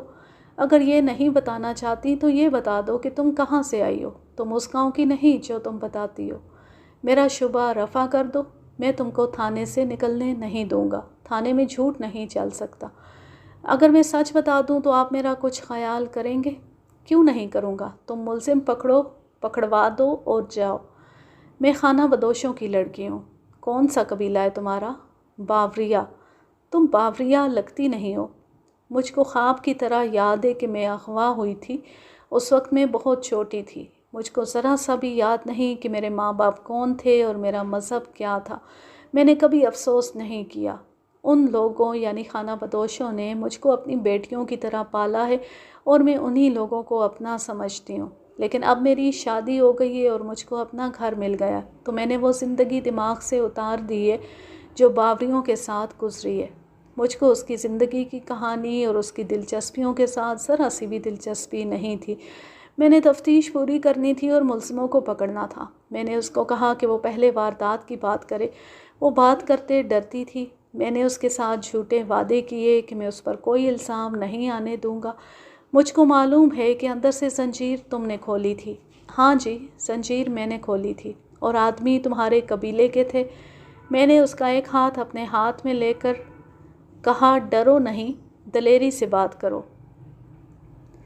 اس نے میرے ہاتھ پکڑنے کو کچھ اور ہی سمجھ لیا، دروازے کی طرف دیکھا اور اپنا ایک ہاتھ میرے ہاتھ کے اوپر رکھ کر ملنے لگی اور میری آنکھوں میں آنکھیں ڈال کر مسکرائی۔ میں آپ کو بتا نہیں سکتا کہ وہ کتنی خوبصورت تھی۔ خانہ بدوشی کی آزاد زندگی نے اس نے بڑی سخت کشش پیدا کی ہوئی تھی۔ اپنا وعدہ نہ بھولنا۔ اس نے کہا، میں آپ کے پاس ہی ہوں، ٹھیک ہے نا؟ اس نے ایسا طریقہ اختیار کیا تھا جس کے آگے آدمی اپنے پاؤں پر کھڑا نہیں رہ سکتا۔ میں نے یہ ظاہر کیا کہ اس کا طریقہ کامیاب ہے اور مجھ کو قبول ہے، اور وہ پہلے یہ بتائے کہ یہ واردات کس طرح ہوئی ہے۔ اتنی جلدی جرم کا اقبالی بیان کوئی نہیں دیا کرتا۔ یہ لڑکی جال سے نکل تو نہیں سکتی تھی، وہ معمولی لڑکی نہیں تھی، بہت چالاک اور ہوشیار تھی۔ اس نے میرے واسطے رومانی فضا پیدا کر دی تھی، لیکن اس کو معلوم نہیں تھا کہ یہ رومان اس کو نقصان دے رہا ہے۔ مختصر بات یہ کہ اس نے واردات سے پردہ اٹھایا اور اقبالی بیان دے دیا۔ یہ لڑکی اس گاؤں کی رہنے والی نہیں تھی جس کا وہ نام لیتی رہی تھی۔ یہ باوریہ خانہ بدوش قبیلے کی لڑکی تھی، اور اسحاق نے اس کو اس کے قبیلے سے خریدا تھا۔ اس نے 3,000 روپیہ ادا کیا تھا۔ گھر والوں کو اسحاق نے بتایا تھا کہ ایک گاؤں کی لڑکی اس کے پیچھے نکل آئی ہے اور وہ اس کے ساتھ شادی کرے گا۔ میں آپ کو اسحاق اور اس لڑکی جنت کے بیان پہلے سنا چکا ہوں۔ دونوں کے بیان ایک جیسے تھے، یعنی یہ کہ گاؤں کا نام اور یہ کہ جنت بڑے غریب باپ کی بیٹی ہے، وغیرہ وغیرہ۔ اب جنت نے مجھ کو بتایا کہ انہوں نے یہ بیان آپس میں ملائے ہوئے تھے۔ مجھ کو ایک سوچ آئی کہ اسحاق کے دونوں دوستوں نے یہ کیوں کہا تھا کہ اسحاق لڑکی کو گاؤں سے لینے گیا تو وہ راستے میں اس کے انتظار میں کھڑے رہے تھے اور ان کے ساتھ اپنے گاؤں میں آئے تھے۔ پھر ان دونوں کی اسحاق کے ساتھ ناچاکی ہو گئی تھی۔ مجھ کو یہ کوئی بڑا دلچسپ ڈرامہ لگتا تھا۔ میں آپ کو یہ ساری واردات دوسروں کے بیانات سے سناؤں گا۔ ابھی آپ جنت کا مختصر سا بیان سن لیں۔ یہ آپ کے واسطے عجیب ہوگا، میرے واسطے نہیں۔ اسحاق شکار پر گیا تو خانہ بدوشوں کے ڈیرے کے باہر جنت کو دیکھا جو اس کو بہت خوبصورت لگی۔ اس نے 2-3 بار پھر وہاں جا کر خانہ بدوشوں کے ساتھ دوستی بنا لی۔ اس نے جنت کی بات کی تو 3,000 روپے پر سودا ہو گیا، اور وہ 3-4 دنوں بعد رقم دے کر جنت کو لے آیا اور شادی کر لی۔ اسحاق کو معلوم نہیں تھا کہ یہ جرائم پیشہ قبیلہ ہے اور جنت گھر بھیدی کے واسطے آئی ہے۔ 2 مہینوں میں جنت نے سارے گھر پر اپنا اعتماد پیدا کر لیا۔ یہ میں آپ کو سنا چکا ہوں کہ اسحاق کی ماں، بہنیں اور ہر کوئی جنت کو پسند کرتا تھا۔ یہ جنت کی استادی تھی۔ گاؤں میں ایک عورت چوڑیاں بیچنے کے واسطے آیا کرتی تھی۔ ایسی عورتیں عموماً خانہ بدوش ہوا کرتی تھیں۔ وہ ٹوکری میں چوڑیاں رکھ کر گاؤں گاؤں بیچتی پھرتی تھی۔ یہ عورت اسحاق کے گھر ضرور آتی یا جنت اس کی آواز سنتی اور باہر نکل کر اس کو بلا لیتی تھی۔ وہ اور اسحاق کی بہنیں اس سے چوڑیاں خریدتی تھیں۔ 2 مہینوں میں یہ عورت 3 بار آئی۔ یہ جنت کے قبیلے کی عورت تھی اور جنت کے ہی پاس آتی تھی۔ وہ تیسری بار آئی تو جنت نے موقع پیدا کر کے اس کو بتا دیا کہ ڈکیتی کے واسطے آدمی فلاں رات آئیں۔ یہ لوگ جرائم پیشہ تھے۔ انہوں نے اپنے اشارے اور اپنے کوڈ مقرر کیے ہوئے تھے۔ جنت نے اس عورت کو کسی طرح ٹرنکوں والا کمرہ بھی دکھا دیا۔ جنت نے دیکھ لیا تھا کہ اسحاق کے گھر میں بہت سارا زیور ہے اور وہ فلاں ٹرنک میں رکھا جاتا ہے۔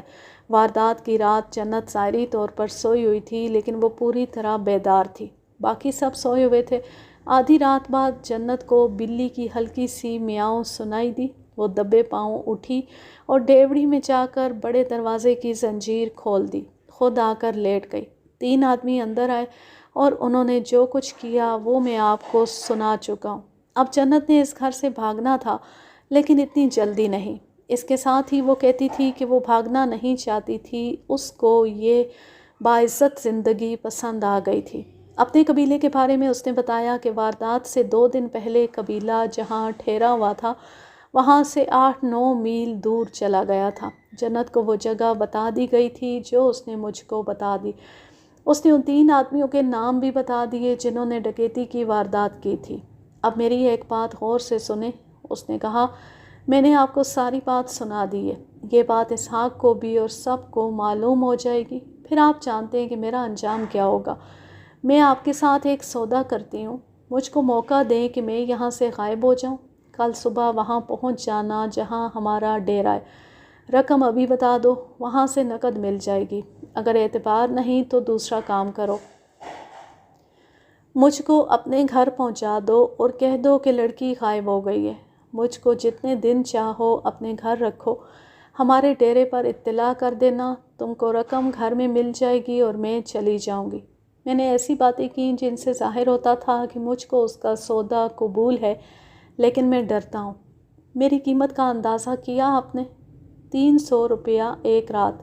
ایک نواب لے گیا تھا مجھے اور اس نے منتیں الگ کی تھیں۔ میں کہاں کا نواب ہوں جنتے، تم فکر نہ کرو، میں تمہارا بالکل صحیح بندوبست کر دوں گا۔ جن کا مال گیا ہے وہ میرے کوئی مامے چاچے تو نہیں لگتے، تم میرے ساتھ آؤ۔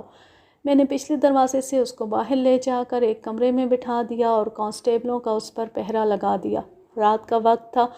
جنت نے وہ جگہ مجھ کو بتا دی تھی جہاں اس کا قبیلہ ٹھہرا ہوا تھا۔ وہ جگہ دوسرے تھانے میں تھی۔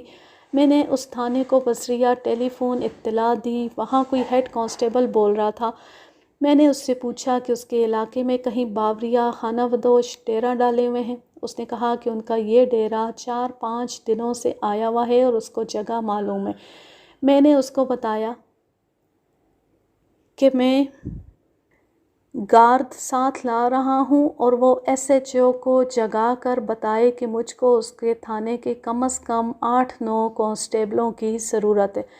اس قسم کی ضرورت پوری کرنے کے واسطے پولیس کا ایک خاص طریقہ کار ہوتا ہے جو اب بھی ہے، لیکن اس میں وقت لگتا تھا اور ملزمان کہیں سے کہیں جا پہنچتے تھے۔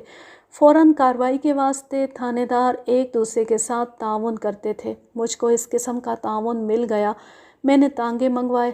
یہ لوگ گھروں میں سوئے ہوئے تھے۔ تھانے میں سب کو معلوم تھا کہ تانگہ بان کہاں کہاں رہتے ہیں۔ میں نے 8 کانسٹیبل بما ایک ہیڈ کانسٹیبل کے رائفلوں سے مسلح ساتھ لیے اور روانہ ہو گیا۔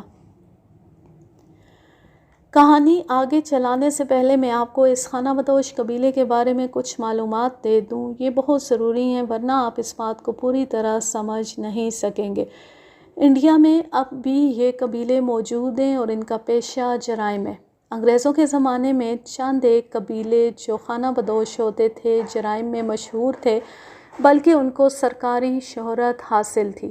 ان میں بعض کے نام آپ کو بتاتا ہوں: آہیر، سانسی، باوریہ، نٹ، اوڈو وغیرہ۔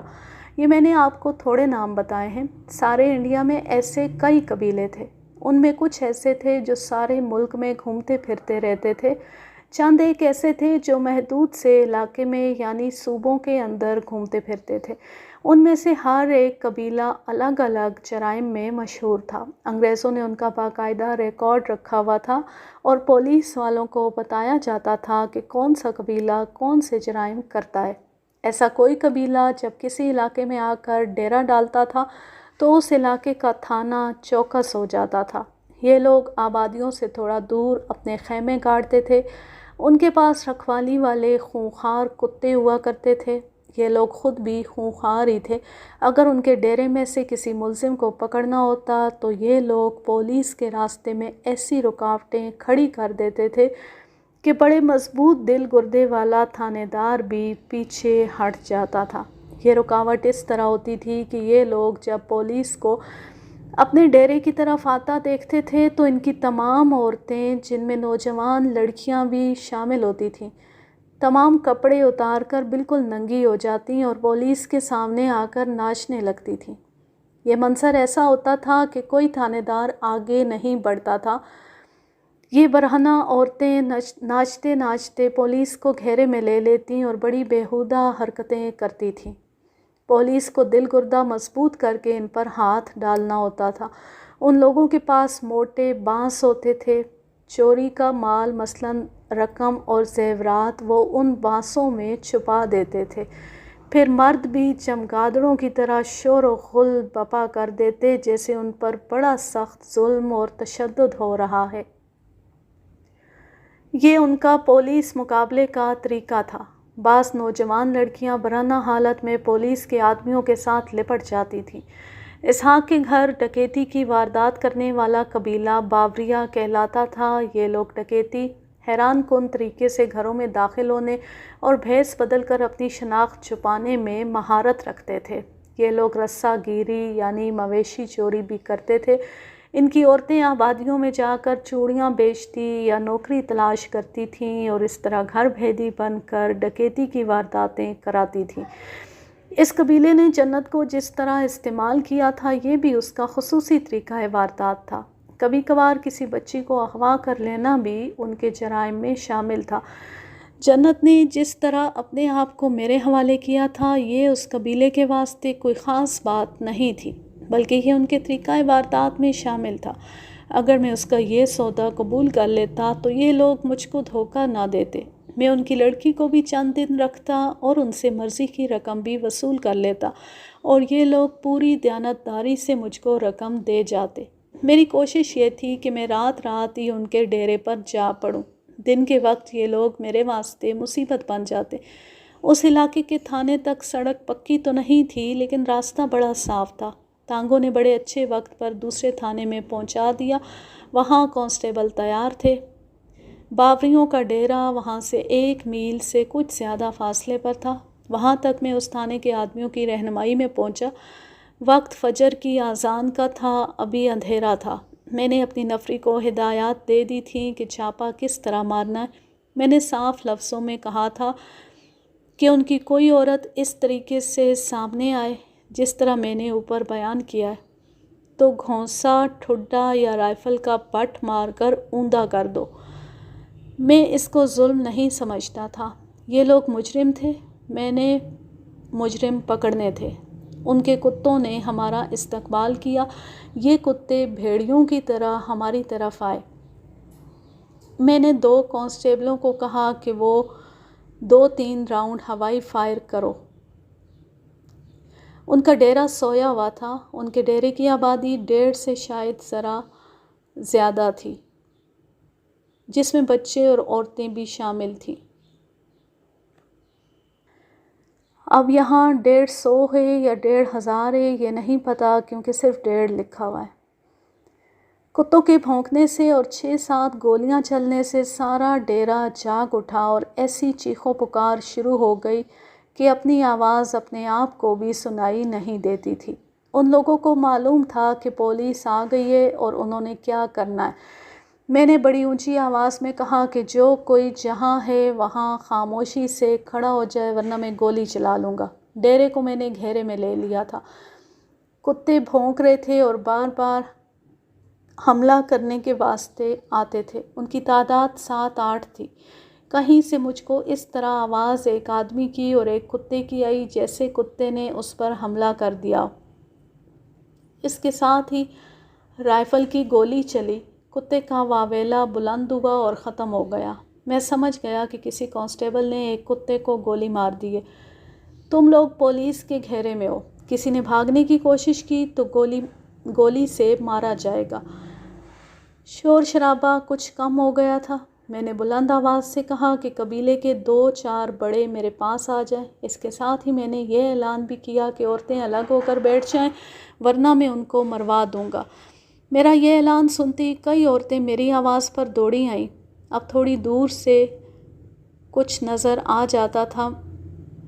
میں نے دیکھا کہ وہ سب ننگی تھیں اور اسی طرح ننگی گالیاں دے رہی تھیں۔ میں ذہنی طور پر اس کے واسطے تیار تھا۔ میں نے ریوالور نکال لیا اور میرے قریب جو 2 کانسٹیبل کھڑے تھے ان کو کہا کہ وہ 2 راؤنڈ ہوا میں فائر کریں۔ انہوں نے فائرنگ کی۔ اس کے ساتھ ہی میں نے بھی ریوالور سے 2 گولیاں فائر کر دیں۔ عورتیں غائب ہو گئیں۔ حملہ کر دو۔ میں نے حکم دیا، کوئی زندہ نہ رہے۔ میرا یہ حکم صرف لفظی تھا، مجھ کو اتنا اختیار حاصل نہیں تھا کہ میں حملے جیسا تشدد کرتا۔ میں نے پہلے اپنی گارد کو بتا دیا تھا کہ میں یہ حکم دوں گا تو وہ دوڑ کر ان کے خیموں پر رائفل کے بٹ ماریں اور ایسا شور شرابہ کریں جیسے وہ کسی کو زندہ نہیں چھوڑیں گے۔ میرا یہ پھونکا حملہ کامیاب رہا۔ ان کی طرف سے آواز آئی کہ پہلے بڑوں سے بات کر لو۔ ادھر میں نے حکم دیا کہ حملہ روک لو۔ 2-3 منٹ بعد 3-4 معمر خانہ بدوش میرے سامنے کھڑے تھے۔ تم نے جنت کے ذریعے جو واردات کرائی ہے وہ مال اور ملزم میرے حوالے کر دو۔ وہ خاموشی سے میرے منہ کی طرف دیکھتے رہے۔ اب تمہاری کوئی استادی نہیں چلے گی۔ میں حکم لے کر آیا ہوں کہ تم لوگ گڑبڑ کرو تو تم پر گولی چلا دی جائے۔ میں تم پر رحم کروں گا، گولی نہیں چلاؤں گا، لیکن تمہارے خیمے اکھاڑ دوں گا اور ضرورت پڑی تو آگ لگا دوں گا۔ مال برآمد کر کے چھوڑوں گا۔ مجھ کو یقین تھا کہ مال ابھی محفوظ ہے۔ واردات کو 1-2 دن ہی ہوئے تھے۔ ان لوگوں نے ابھی زیورات کو توڑنا تھا، پھر شہر جا کر خاص قسم کے سناروں کو دینا تھا۔ میں نے ان تینوں کو چپ دیکھا تو ان کے منہ پر پوری طاقت سے گھونسا مارا۔ وہ تھا تو میرے دادا کی عمر کا، لیکن وہ مجرم تھا۔ انہوں نے معلوم نہیں کیا کیا ظلم کیے تھے۔ تھوڑی اور جھک جھک بک بک کے بعد وہ چوری کا مال برآمد کرنے پر آمادہ ہو گئے۔ ان کا ایک بڑا مجھ کو الگ لے گیا اور اس نے مجھ کو وہی پیشکش کی جو جنت پہلے کر چکی تھی۔ اس سے مجھ کو یہ پتہ لگا کہ جنت کو ان لوگوں نے ہی بتایا تھا کہ وہ پکڑی جائے تو یہ سودا کرے۔ میں جو کچھ کر رہا ہوں دکھاوے کے لیے کر رہا ہوں۔ میں نے اس کے ساتھ جھوٹ بولا۔ مال اور ملزم مجھ کو دے دو، ان کو بری کرانا میرا کام ہے۔ میں نے کچھ کارگزاری تو دکھانی ہے۔ میں تم لوگوں سے زیادہ پیسے نہیں لوں گا۔ یہ لوگ اتنے سیدھے نہیں تھے کہ میرے جھانسے میں آ جاتے۔ جرم کرنا اور پولیس کو انگلیوں پر نچانا ان کے آباء و اجداد کا پیشہ رہا تھا۔ مجھ کو یہ لوگ کیا سمجھتے تھے؟ ان کو معلوم تھا کہ مال برآمد ہو گیا اور ملزم پولیس کے حوالے ہو گئے تو پھر کوئی سودا کام نہیں کرتا۔ میں نے دیکھا کہ یہ آدمی میری بات پر نہیں آ رہا تھا۔ تمہاری لڑکی میرے قبضے میں ہے، لڑکی کا خریدار میرے قبضے میں ہے۔ میں تم سے 3 ملزم مانگ رہا ہوں، نہیں دو گے تو میں یہاں سے 3 درجن آدمی پکڑ کر لے جاؤں گا۔ اگر مجھ سے رعایت چاہتے ہو تو جس طرح میں کہتا ہوں اسی طرح کرو۔ مجھ کو اپنی طاقت کا تھوڑا اور اظہار کرنا پڑا۔ میرے ساتھ نفری بہت تھی اور میں نے ان کو یہ بھی دکھا دیا کہ میں گولی چلا سکتا ہوں۔ وہ مال برآمد کرنے پر آ گئے۔ ایک بانس میں سے جو ظاہری طور پر کسی اور کام کے واسطے لگتا تھا، انہوں نے کچھ زیورات نکالے۔ ایک بوڑھا کہنے لگا کہ بس یہی مال ہے۔ بوڑھا میرے قریب کھڑا تھا۔ میں ذرا سا پیچھے ہٹا اور اس کی گردن پر لاٹھی کی طرح اپنا بازو مارا۔ وہ منہ سے عجیب سی آواز نکال کر آگے کو گرا۔ میں نے حکم دیا، مارو سالوں کو۔ میرے ساتھ جو 3-4 کانسٹیبل تھے انہوں نے اپنے قریب کھڑے خانہ بدوشوں کو رائفلوں کے بٹوں اور گھونسوں سے پیٹنا شروع کر دیا۔ میں سارا مال مانگ رہا ہوں۔ مجھ کو معلوم تھا کہ زیور کتنا گیا ہے۔ وہ مجھ کو تھوڑی سی چیزیں دے رہے تھے۔ روشنی صاف ہو گئی تھی۔ میں نے ایک طرف دیکھا، وہاں وہ عورتیں کھڑی تھیں جو برہنہ ہو گئی تھیں۔ وہ شاید میرے رویے کو دیکھ کر اپنے کسی بڑے کے اشارے پر کپڑے پہن رہی تھیں۔ اسی طرح کچھ مار پٹائی کی، کچھ جھوٹی سودا بازی کی اور بہت پریشان ہو کر ان سے سارا مال برآمد کرایا۔ رقم بھی انہوں نے دے دی اور پھر انہوں نے 3 ملزم میرے سامنے کھڑے کر دیے۔ 2 آدمی مجھ کو الگ لے گئے۔ حضور، آپ ہمارے ڈیرے پر آئے ہیں، خدمت کا موقع دیں، یہاں سے خالی ہاتھ نہ جائیں۔ اس نے عورتوں کی طرف اشارہ کیا اور بولا، جیسا مال چاہیں حاضر ہے، ہم اپنے وعدے پر قائم رہیں گے، آپ اپنا وعدہ یاد رکھنا۔ ایسی باتیں تو بہت ہوئی تھیں، میں آپ کو کیا کیا سناؤں۔ میں تینوں ملزموں کو بما مال مسروقہ اپنے ساتھ لے آیا۔ یہ برآمدگی باقاعدہ ہونی چاہیے تھی، لیکن میں نے کوئی مشیر نامہ وغیرہ تحریر نہ کیا۔ بعض حالات میں ایسے کاغذات بعد میں بھی تیار کر لیے جاتے ہیں۔ میں نے راستے میں ملزموں کو کہا کہ وہ تھانے پہنچتی بڑے آرام سے ایک اقبالی بیان دے دیں جس پر وہ تیار معلوم ہوتے تھے، بلکہ راستے میں ہی انہوں نے اعتراف کر لیا کہ انہوں نے یہ واردات کی ہے۔ میں جب اپنے تھانے میں پہنچا تو دن کے 2:30 بج رہے تھے۔ تینوں میں سے ایک کو میں نے الگ کر لیا اور اپنے کمرے میں لے جا کر اس کو کہا کہ وہ اپنا بیان دے۔ اس نے بیان دینا شروع کر دیا۔ میں آپ کو اپنے لفظوں میں سناتا ہوں۔ جنت کو ان لوگوں نے بچپن میں کہیں سے اغوا کیا تھا۔ میں نے اس پر زیادہ زور نہ دیا۔ وجہ اس کی یہ تھی کہ میرے پاس اغوا کی کوئی رپورٹ نہیں تھی۔ یہ لوگ کبھی کبھی کسی خوبصورت بچی کو اغوا کر کے پالتے تھے اور اس کو مختلف جرائم میں استعمال کرتے تھے۔ یہ لڑکیاں جب جوان ہوتی تھیں تو ان کی نظر میں عزت اور عصمت کی کوئی وقت نہیں رہتی تھی، نہ ان کے اندر کوئی جذبات ہوتے تھے۔ جنت اسی قسم کی لڑکی تھی۔ اسحاق شکار پر جایا کرتا تھا۔ ایک بار اس نے ان لوگوں کے ڈیرے کے قریب سے گزرتے جنت کو دیکھ لیا اور اس نے یہ سمجھ کر کہ یہ لوگ عصمت فروش بھی ہوں گے جنت کو اشارے کیے۔ جنت ہوشیار لڑکی تھی۔ اس نے جان لیا کہ یہ شکاری بڑا اچھا شکار معلوم ہوتا ہے۔ اس نے اشاروں کا جواب اشاروں سے دیا۔ اسحاق اس کے قریب گیا تو جنت نے ایسی ایکٹنگ کی جیسے وہ اسحاق کو اپنا دل دے بیٹھی ہو۔ پھر کب آؤ گے؟ کہو تو کل ہی آ جاؤں۔ مجھ کو رنڈی سمجھ کر نہ آنا۔ اگر شادی کا ارادہ ہے تو آ جانا۔ میرے دل کو بہت اچھے لگتے ہو۔ جنت نے ایسی باتیں کی کہ اسحاق کو یہ دنیا جنت نظر آنے لگی۔ وہ دوسرے دن پھر وہاں جا پہنچا۔ جنت نے اپنے آدمیوں کو بتا دیا تھا کہ ایک شکاری جوان پھنس رہا ہے۔ ان لوگوں کا خیال تھا کہ جس آدمی کے پاس 2 نالی بندوق ہے وہ امیر آدمی ہوگا۔ اس ملاقات میں اسحاق جنت کے جال میں آ گیا۔ جنت کے آدمیوں نے بھی اسحاق کو دور سے دیکھا۔ 2 یا 3 اور ملاقاتوں کے بعد جنت نے اسحاق کو بتایا کہ وہ اگر 4-5 ہزار روپیہ رقم کا انتظام کر لے تو وہ جنت کو ساتھ لے جا سکتا ہے۔ میرے بابا سے آج ہی بات کر لو۔ میں نے بابا کو بڑی مشکل سے منوایا ہے۔ یہ ہمارے قبیلے کا رواج ہے کہ نقد رقم لے کر شادی کے واسطے لڑکی دے دیتے ہیں۔ اسحاق اس قبیلے کے ایک بزرگ سے ملا۔ بزرگ نے اس پر اثر ڈالنے کے لیے کہا کہ وہ 5,000 پر اپنی لڑکی دے دے گا، لیکن شرط یہ ہے کہ اس نے لڑکی کو لے جا کر 2 دنوں کے اندر شادی نہ کی تو وہ اسحاق کو ایسے طریقے سے قتل کریں گے کہ کسی کو قاتل کی خبر بھی نہیں ملے گی۔ ہم بدکار لوگ نہیں، ہمارا بھی کوئی دین دھرم ہے۔ اسحاق کے ساتھ اس کے یہ دونوں دوست تھے۔ انہوں نے سودا بازی شروع کی تو 3,000 پر سودا طے ہو گیا۔ 4-5 روز بعد اسحاق دونوں دوستوں کے ساتھ رقم لے کر گیا اور لڑکی کو لے آیا۔ ان لوگوں کے کہنے پر اسحاق شام کے بعد گیا تھا۔ اس باوریے نے اپنے بیان میں مجھ کو بتایا کہ جنت کو انہوں نے پورا کام سمجھا دیا تھا۔ اس کو انہوں نے پوری ٹریننگ دی ہوئی تھی۔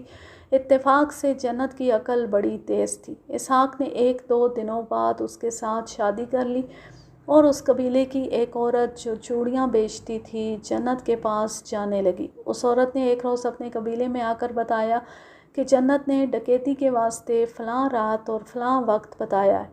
یہ میں آپ کو بتا چکا ہوں کہ اس عورت کو جنت نے اسحاق کے گھر کے کمرے بھی دکھا دیے تھے اور زیورات والے ٹرنک کا رنگ اور نشانیاں بھی بتا دی تھیں۔ واردات کے واسطے جو اشارہ مقرر ہوا وہ بلی کی میاؤں تھی۔ ان لوگوں کو یہ بھی بتا دیا گیا تھا کہ مکان میں داخل ہونے کا کوئی اور راستہ نہیں، دروازہ جنت نے کھولنا تھا۔ 3 آدمی کلہاڑیوں سے مسلح ہو کر گئے۔ ایک نے اسحاق کے گھر کے بڑے دروازے کے کواڑوں کے درمیان منہ رکھ کر بلی کی آواز نکالی، جیسا کہ جنت نے اپنے بیان میں کہا تھا۔ وہ جاگ رہی تھی۔ اس نے اٹھ کر زنجیر کھول دی۔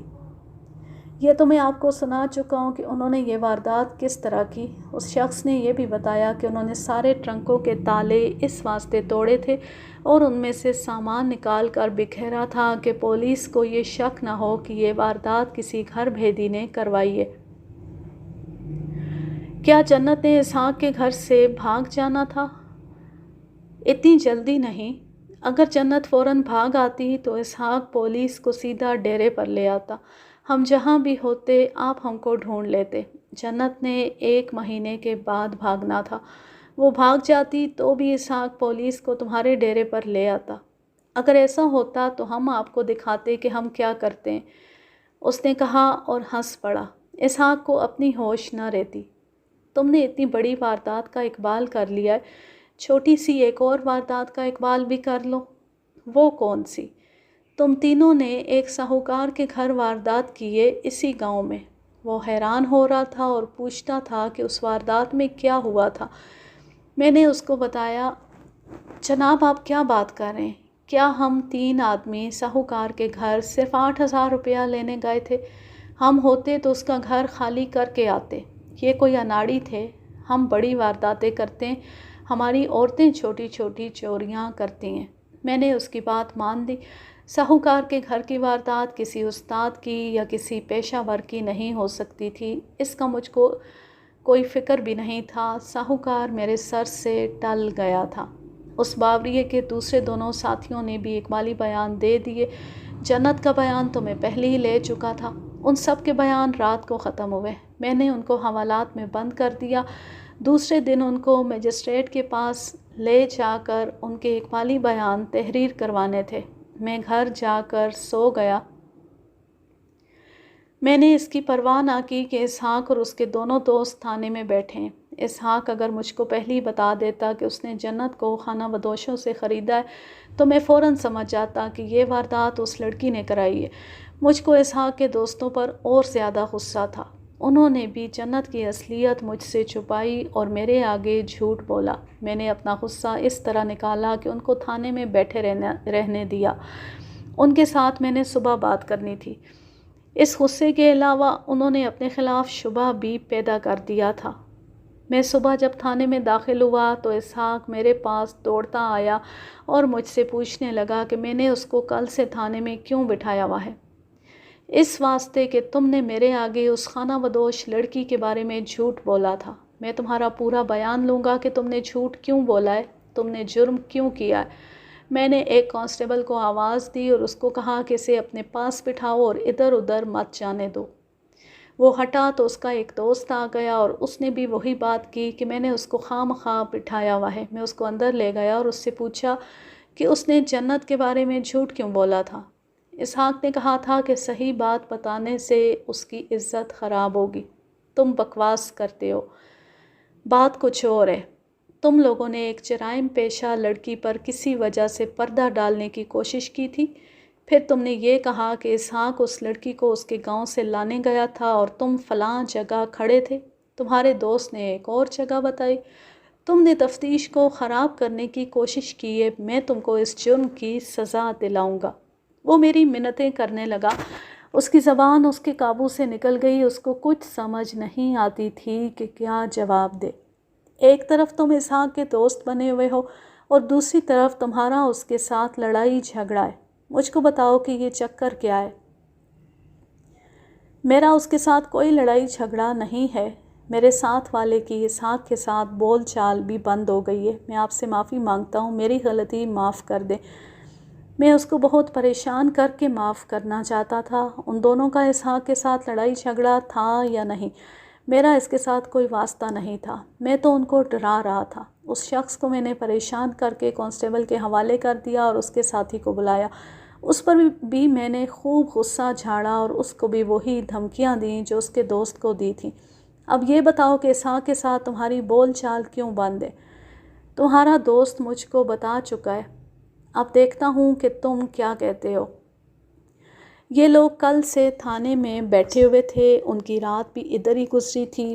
ایک تو تھانے کا خوف تھا، اس کے ساتھ بے آرامی تھی اور یہ ڈر بھی کہ معلوم نہیں تھانے دار اور کیا پوچھے گا۔ ان کی حالت بہت خراب تھی۔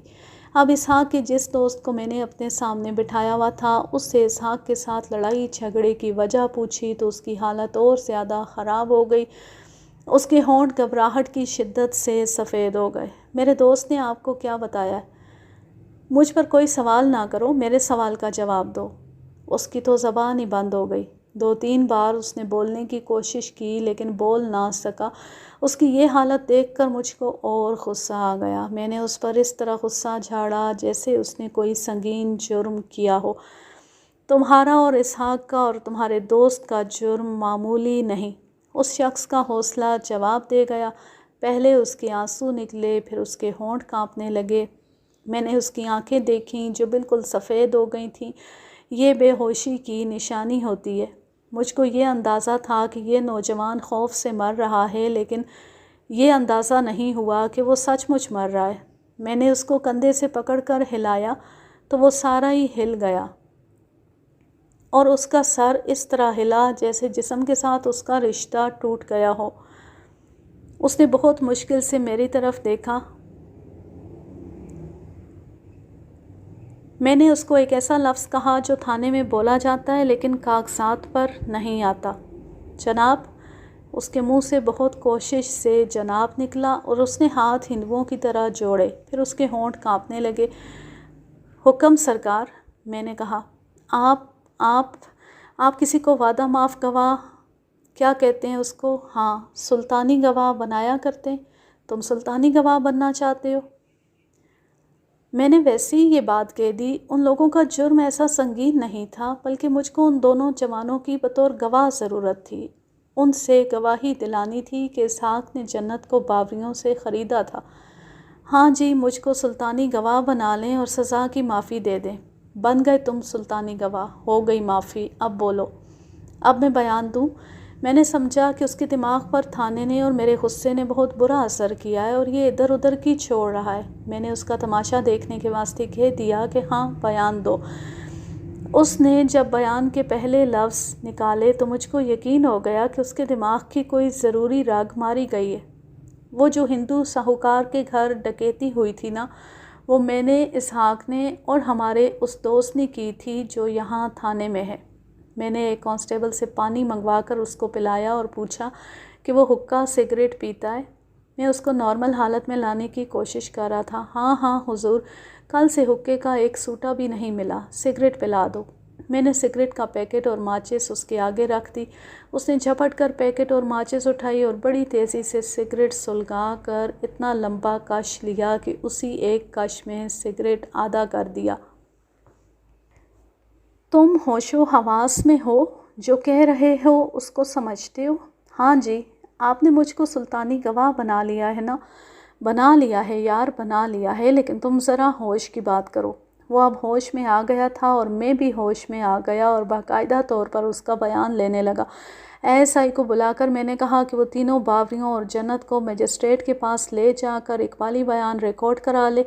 مجھ کو کچھ یقین تھا کہ یہ پکے مجرم ہیں، یہ مجسٹریٹ کو اقبالی بیان نہیں دیں گے۔ مجھ کو اس کا غم نہیں تھا، میں مقدمہ مضبوط بنانے کا تجربہ رکھتا تھا۔ ایس آئی ان کو لے گیا۔ مجسٹریٹ درجہ اول، جس کے پاس دفعہ 30 کے اختیارات تھے، 30 میل دور ضلع میں تھا۔ ملزموں کو ہتھ کڑیوں میں وہاں لے جایا جا رہا تھا۔ میرے سامنے جو ملزم بیٹھا ہوا تھا، میں نے اس کا بیان لیا۔ میں اس کے بیان کو ذرا مختصر کر کے اسی کے الفاظ میں سناتا ہوں۔ اسحاق 3 بہنوں میں ایک اکیلا بھائی ہے۔ اس کو بہت پیار ملا ہے۔ باپ مر گیا تو جائیداد اس کو مل گئی۔ یہ اس طرح خراب نہیں ہوا جس طرح اکلوتے اور لاڈلے بیٹے خراب ہو جاتے ہیں۔ یہ آوارہ اور بدمعاش بھی نہیں ہوا، لیکن اس میں کچھ زیادہ دلیری اور بے خوفی پیدا ہو گئی۔ اس نے شکار کو اپنا شغل بنا لیا۔ میں اور نظام، ہمارا دوسرا دوست، یہ ہم دونوں کو کھلاتا پلاتا رہتا تھا۔ کبھی کبھار ہم کو شہر لے جا کر سینما اور تھیٹر دکھاتا تھا۔ ہمارے بغیر یہ کبھی شکار پر نہیں گیا تھا۔ کیا یہ بہت امیر باپ کا بیٹا ہے؟ نہیں، امیری والی کوئی بات نہیں، بس درمیانہ درجہ سمجھ لیں۔ ماں سے جتنے پیسے مانگتا ہے وہ دے دیتی ہے۔ ایک روز ہم ایک اور طرف شکار کے واسطے نکل گئے۔ وہاں ہم نے خانہ بدوشوں کا ڈیرا دیکھا۔ ان کی ایک بڑی خوبصورت لڑکی ہمارے قریب آ گئی۔ اسحاق نے کہا کہ اس لڑکی کو پھانسنے کی کوشش کرتے ہیں۔ یہ لڑکی جنت تھی۔ یہ میں آپ کو جنت اور اس کے قبیلے کے 3 آدمیوں کے بیانات میں سنا چکا ہوں کہ جنت کے ساتھ اسحاق کا تعلق کس طرح پیدا ہوا تھا اور اس نے جنت کو کس طرح خریدا تھا۔ 3000 پر سودا ہو گیا، لیکن اسحاق کے پاس پورا 500 روپیہ بھی نہیں تھا۔ اس نے ہم کو بتایا تو ہم دونوں نے اس کو کہا کہ اتنی رقم کوئی نواب یا مہاراجہ ہی دے سکتا ہے، تم اس لڑکی کو دماغ سے اتار دو۔ یہ کہنے لگا کہ میں اپنی زمین بیچ کر بھی اس لڑکی کو حاصل کروں گا۔ یہ زمین نہیں بیچ سکتا تھا، وجہ یہ تھی کہ اس کی ماں اس کے سر پر تھی اور اس کا تایا بھی تھا۔ لیکن اسحاق کی حالت یہ تھی جیسے یہ اس لڑکی کے بغیر زندہ نہیں رہ سکے گا۔ ہمارا چونکہ یہ جگری یار تھا، اس واسطے یہ ہم کو تنگ کرتا تھا کہ کچھ کرو، ہم کو شرم دلاتا تھا کہ میں نے تم کو اتنا مال کھلایا ہے اور تمہارے ساتھ اتنا پیار ہے، لیکن وقت پڑنے پر تم میری کوئی مدد نہیں کر رہے۔ ہمارے دماغوں پر ایسا الٹا اثر ہوا کہ ہم یہ سوچنے لگے کہ اس کو رقم کہاں سے لا کر دی جائے۔ میرے دوست نظام کے دماغ میں ایک ترکیب آ گئی۔ اس نے اس ہندو ساہوکار کا نام لیا اور کہنے لگا کہ اس کے گھر میں اس کے سوا کوئی دوسرا مرد نہیں اور اس کے گھر میں داخل ہونے کا راستہ بھی آسان ہے، رات کو اس کے گھر میں داخل ہو کر ڈاکہ مارتے ہیں۔ ہم تینوں نے اس ترکیب پر غور کیا تو میں نے ان کو مشورہ دیا کہ ہم پورا ڈاکہ نہیں ماریں گے، ساہوکار کو جگا کر کہیں گے کہ 3000 روپیہ ہمارے حوالے کر دو۔ اسحاق نے کہا کہ ساہوکار سے اگر رقم اسی طرح لینی ہے تو 3000 سے زیادہ لیں گے، زیادہ اس واسطے لیں گے کہ اس میں سے کچھ رقم تم دونوں بھی لے لینا اور کچھ رقم سے میں اس لڑکی کے واسطے زیور بنواؤں گا۔ ہم نے کہا کہ یہ ٹھیک ہے۔ اس طرح ہم نے یہ معاملہ پکا کر لیا۔ ہم نے یہ بھی سوچ لیا کہ دیوار کے اوپر سے ہم کس طرح اندر جائیں گے۔ آدھی رات کے بعد کا وقت تھا۔ ہم تینوں ساہوکار کے گھر دیوار کے قریب پہنچ گئے۔ میں دیوار کے ساتھ پیٹھ لگا کر کھڑا ہو گیا۔ اسحاق نے میرے ہاتھوں پر پاؤں رکھے اور میرے کندھے پر چڑھ کر دیوار کے اوپر سے اندر کی طرف کود گیا۔ اس کے پاؤں میں جوتی نہیں تھی۔ اس نے اندر سے باہر والا دروازہ کھول دیا اور ہم دونوں اندر گئے۔ ہمارے پاس کلہاڑیاں تھیں اور ہم نے منہ اور سر پگڑیوں میں لپیٹے ہوئے تھے۔ اسحاق نے ساہوکار کو جگایا، ہم نے اس کے گھر کی عورتوں کو جگایا اور کہا کہ کسی نے اونچی سانس لی تو اس کو کاٹ کے رکھ دیں گے۔ اسحاق نے ساہوکار کو کہا کہ 8000 روپیہ نقد دے دو اور چپ کر کے سو جاؤ، ہم اور کچھ نہیں لوٹیں گے۔ ساہوکار پہلے تو منتیں کرنے لگا، لیکن اس کو ہم نے ڈرایا تو اس نے بڑے آرام سے 8000 روپیہ اسحاق کے حوالے کر دیا۔ پھر ہم وہاں سے نکل آئے۔ ساہوکار اور اس کی عورتوں نے تمہارے پیچھے شور نہیں مچایا؟ بہت جی، انہوں نے ایسا شور مچایا کہ سارا گاؤں جاگ پڑا۔ اس کی مدد کے واسطے سب سے پہلے ہم تینوں پہنچے۔ ہم نے پگڑیاں اتار لی تھیں اور کلہاڑیاں ہمارے ہاتھوں میں تھیں۔ اس کی عورتیں بھی اس کے ساتھ باہر نکل آئی تھیں۔ ہم نے پوچھا کیا ہوا کیا ہوا؟ ساہوکار کی تو زبان بھی لڑکھڑا رہی تھی، کبھی کہتا ادھر گئے ہیں، کبھی کہتا ادھر گئے ہیں، پھر دھاڑے مار مار کر رونے لگا۔ گاؤں کے بہت سے لوگ جمع ہو گئے۔ ہم نے لوگوں کو ویسے ہی کہا کہ چور ابھی دور نہیں گئے ہوں گے، چلو ادھر ادھر دوڑو اور دیکھو۔ ہم تینوں ایک طرف کو دوڑ پڑے اور گاؤں کے آدمی ٹولیوں میں تقسیم ہو کر جدھر کو منہ آیا ادھر کو دوڑے، پھر سب باری باری واپس آ گئے۔ تم تینوں نے اپنا حصہ وصول کر لیا تھا؟ کہاں جی، اسی پر تو ہماری دشمنی شروع ہوئی۔ پھر کیا ہوا؟ پھر اس رقم سے اسحاق نے جنت کو خرید لیا۔ وہ دن گزرا اور رات کو ہم تینوں جنت کو لینے گئے۔ خانہ بدوشوں نے یہی وقت بتایا تھا۔ ہم نے 3000 روپیہ ادا کیا اور جنت ہمارے ساتھ آ گئی۔ پھر اس کی اسحاق کے ساتھ شادی بھی ہو گئی۔ تب ہم نے اسحاق سے کہا کہ باقی 5000 روپیہ ہمارے حوالے کر دے۔ اس نے کہا کہ وہ ہے ہی تمہارا مال، وہ میں تم کو دے دوں گا۔ ہم تسلی میں رہے۔ 2-3 دن اور گزر گئے تو ہم نے پھر اسحاق کو کہا کہ وہ رقم ہم کو دے دے۔ اس نے کہا کہ اس رقم سے میں نے جنت کے لیے زیور خرید لیا ہے۔ وہ ہم کو بتائے بغیر شہر چلا گیا تھا اور زیور لے آیا تھا۔ ہم کو بالکل پتہ نہیں کہ اس نے پورے 5000 کا زیور خریدا تھا یا تھوڑے پیسوں کا۔ وہ 5000 کا بتاتا تھا جو ہم نہیں مانتے تھے۔ 5000 کا زیور تو کوئی بادشاہ خریدا کرتا ہے۔ ہم سمجھ گئے کہ اسحاق ہمارے ساتھ دغا کر رہا ہے۔ یہاں سے ہماری دوستی ٹوٹی اور اس کے ساتھ لڑائی جھگڑا بھی ہوا، پھر ہماری بول چال بند ہو گئی۔ خدا نے انصاف کیا اور اسحاق کے گھر سے اس حرام کے زیور کے ساتھ وہ زیور بھی نکل گیا جو اس کی ماں نے تھوڑا تھوڑا کر کے معلوم نہیں کتنی مدت میں بنایا تھا۔ اس میں اس کی ماں کا زیور بھی تھا۔ مجھ کو ایک اور شک ہے۔ میں نے اس سے پوچھا ایسا تو نہیں کہ اسحاق کے گھر جو ڈاکہ پڑا ہے اس میں تمہارا ہاتھ بھی ہو؟ نہیں جی، میں اپنے جرم کا اقبال کر رہا ہوں۔ اگر میں اس ڈاکے میں شامل ہوتا تو یہ بھی آپ کو بتا دیتا۔ میں نے اس پر بہت جرا کی اور اس طرح اس کا بیان مکمل ہو گیا۔ میں نے کچھ سوچ کر اس شخص کو وعدہ معاف گواہ بنانے کا پکا ارادہ کر لیا۔ اس کو میں نے دونوں وارداتوں میں گواہ کے طور پر عدالت میں لے جانا تھا۔ ادھر اس نے یہ گواہی دینی تھی کہ جنت کو خرید کر لایا گیا تھا، اسحاق اور نظام واردات کے ملزم تھے، اس واسطے ان پر میں اعتبار نہیں کر سکتا تھا کہ باوریوں کے خلاف گواہی دیتے۔ اسحاق اور نظام نے بھی جرم کا اقبال کر لیا، پھر بھی مجھ کو وعدہ معاف گواہ کی ضرورت تھی۔ میں نے ان سب کو حوالات میں بند کر دیا۔ شام سے پہلے ASI آ گیا۔ اس نے بتایا کہ تینوں باوریوں اور جنت نے مجسٹریٹ کے سامنے بیان دے کر انگوٹھے لگا دیے ہیں۔ ان کو جیل کی حوالات میں بھیج دیا گیا تھا۔ مجھ کو یقین تھا کہ کورٹ میں جا کر یہ سب اپنے اقبالی بیانات سے منحرف ہو جائیں گے۔ میری یہ کہانی پڑھنے والے بعض صاحبان شدید حیران ہوں گے کہ ان 3 نوجوانوں نے ڈکیتی کی واردات اتنی دلیری سے کی، جبکہ ایسی وارداتیں پیشہ ور ڈکیت کیا کرتے ہیں۔ پولیس کی نظر میں انسان کی کوئی بھی حرکت حیران کرنے والی نہیں ہوتی۔ میرے واسطے یہ کیس حیرانی والا نہیں تھا۔ ایک بار بڑے اچھے اور عزت والے اور تعلیم والے خاندانوں کے 3 لڑکے ڈکیتی میں پکڑے گئے تھے۔ ان میں ایک ہندو تھا اور 2 مسلمان۔ یہ موقع پر پکڑے گئے تھے اور سب لوگ کہتے تھے کہ یہ کوئی دشمنی والا معاملہ ہے، ورنہ یہ لڑکے تو بڑے شریف اور اونچے خاندانوں کے ہیں۔ ان شریف لڑکوں سے جب تھانے دار نے پوچھا کہ ان کو ڈکیتی کی کیا ضرورت پڑی، تو انہوں نے کہا کہ وہ انگریزوں کے خلاف اور ان جاگیرداروں کے خلاف جن کو انگریزوں نے غداری کے عوض جاگیریں دی تھی، بڑی خطرناک پارٹی بنانا چاہتے تھے۔ ان کا پروگرام یہ تھا کہ جاگیرداروں کو لوٹ کر مال غریبوں میں تقسیم کیا کریں گے۔ وہ پہلے جاگیردار کے گھر ہی ڈاکہ ڈالنے گئے تو مال سمیت اس کی حویلی کے اندر ہی پکڑے گئے۔ جاگیردار نے پہلے تو ان کی خوب پھینٹی لگوائی، پھر ان کو تھانے لے آیا۔ اسحاق اور اس کے 2 دوستوں نے بھی ایسی واردات کی تھی۔ چونکہ وہ عادی مجرم نہیں تھے، اس واسطے تھانے اور تھانے دار کی دہشت کو ہی برداشت نہ کر سکے اور اقبالی ہو گئے۔ دوسری بات یہ ہے کہ جرم کوئی انسان ہضم نہیں کر سکتا، جرم حوصلہ توڑ دیتا ہے۔ میں نے آپ کو اس کی بڑی اچھی مثال سنا دی ہے۔ اسی شام فلور سے اسحاق کی 2 نالی بندوق آ گئی، جس کی نالیوں پر انگلیوں کے نشان تھے۔ یہ نشان ایک خانہ بدوش باوریے کے پائے گئے۔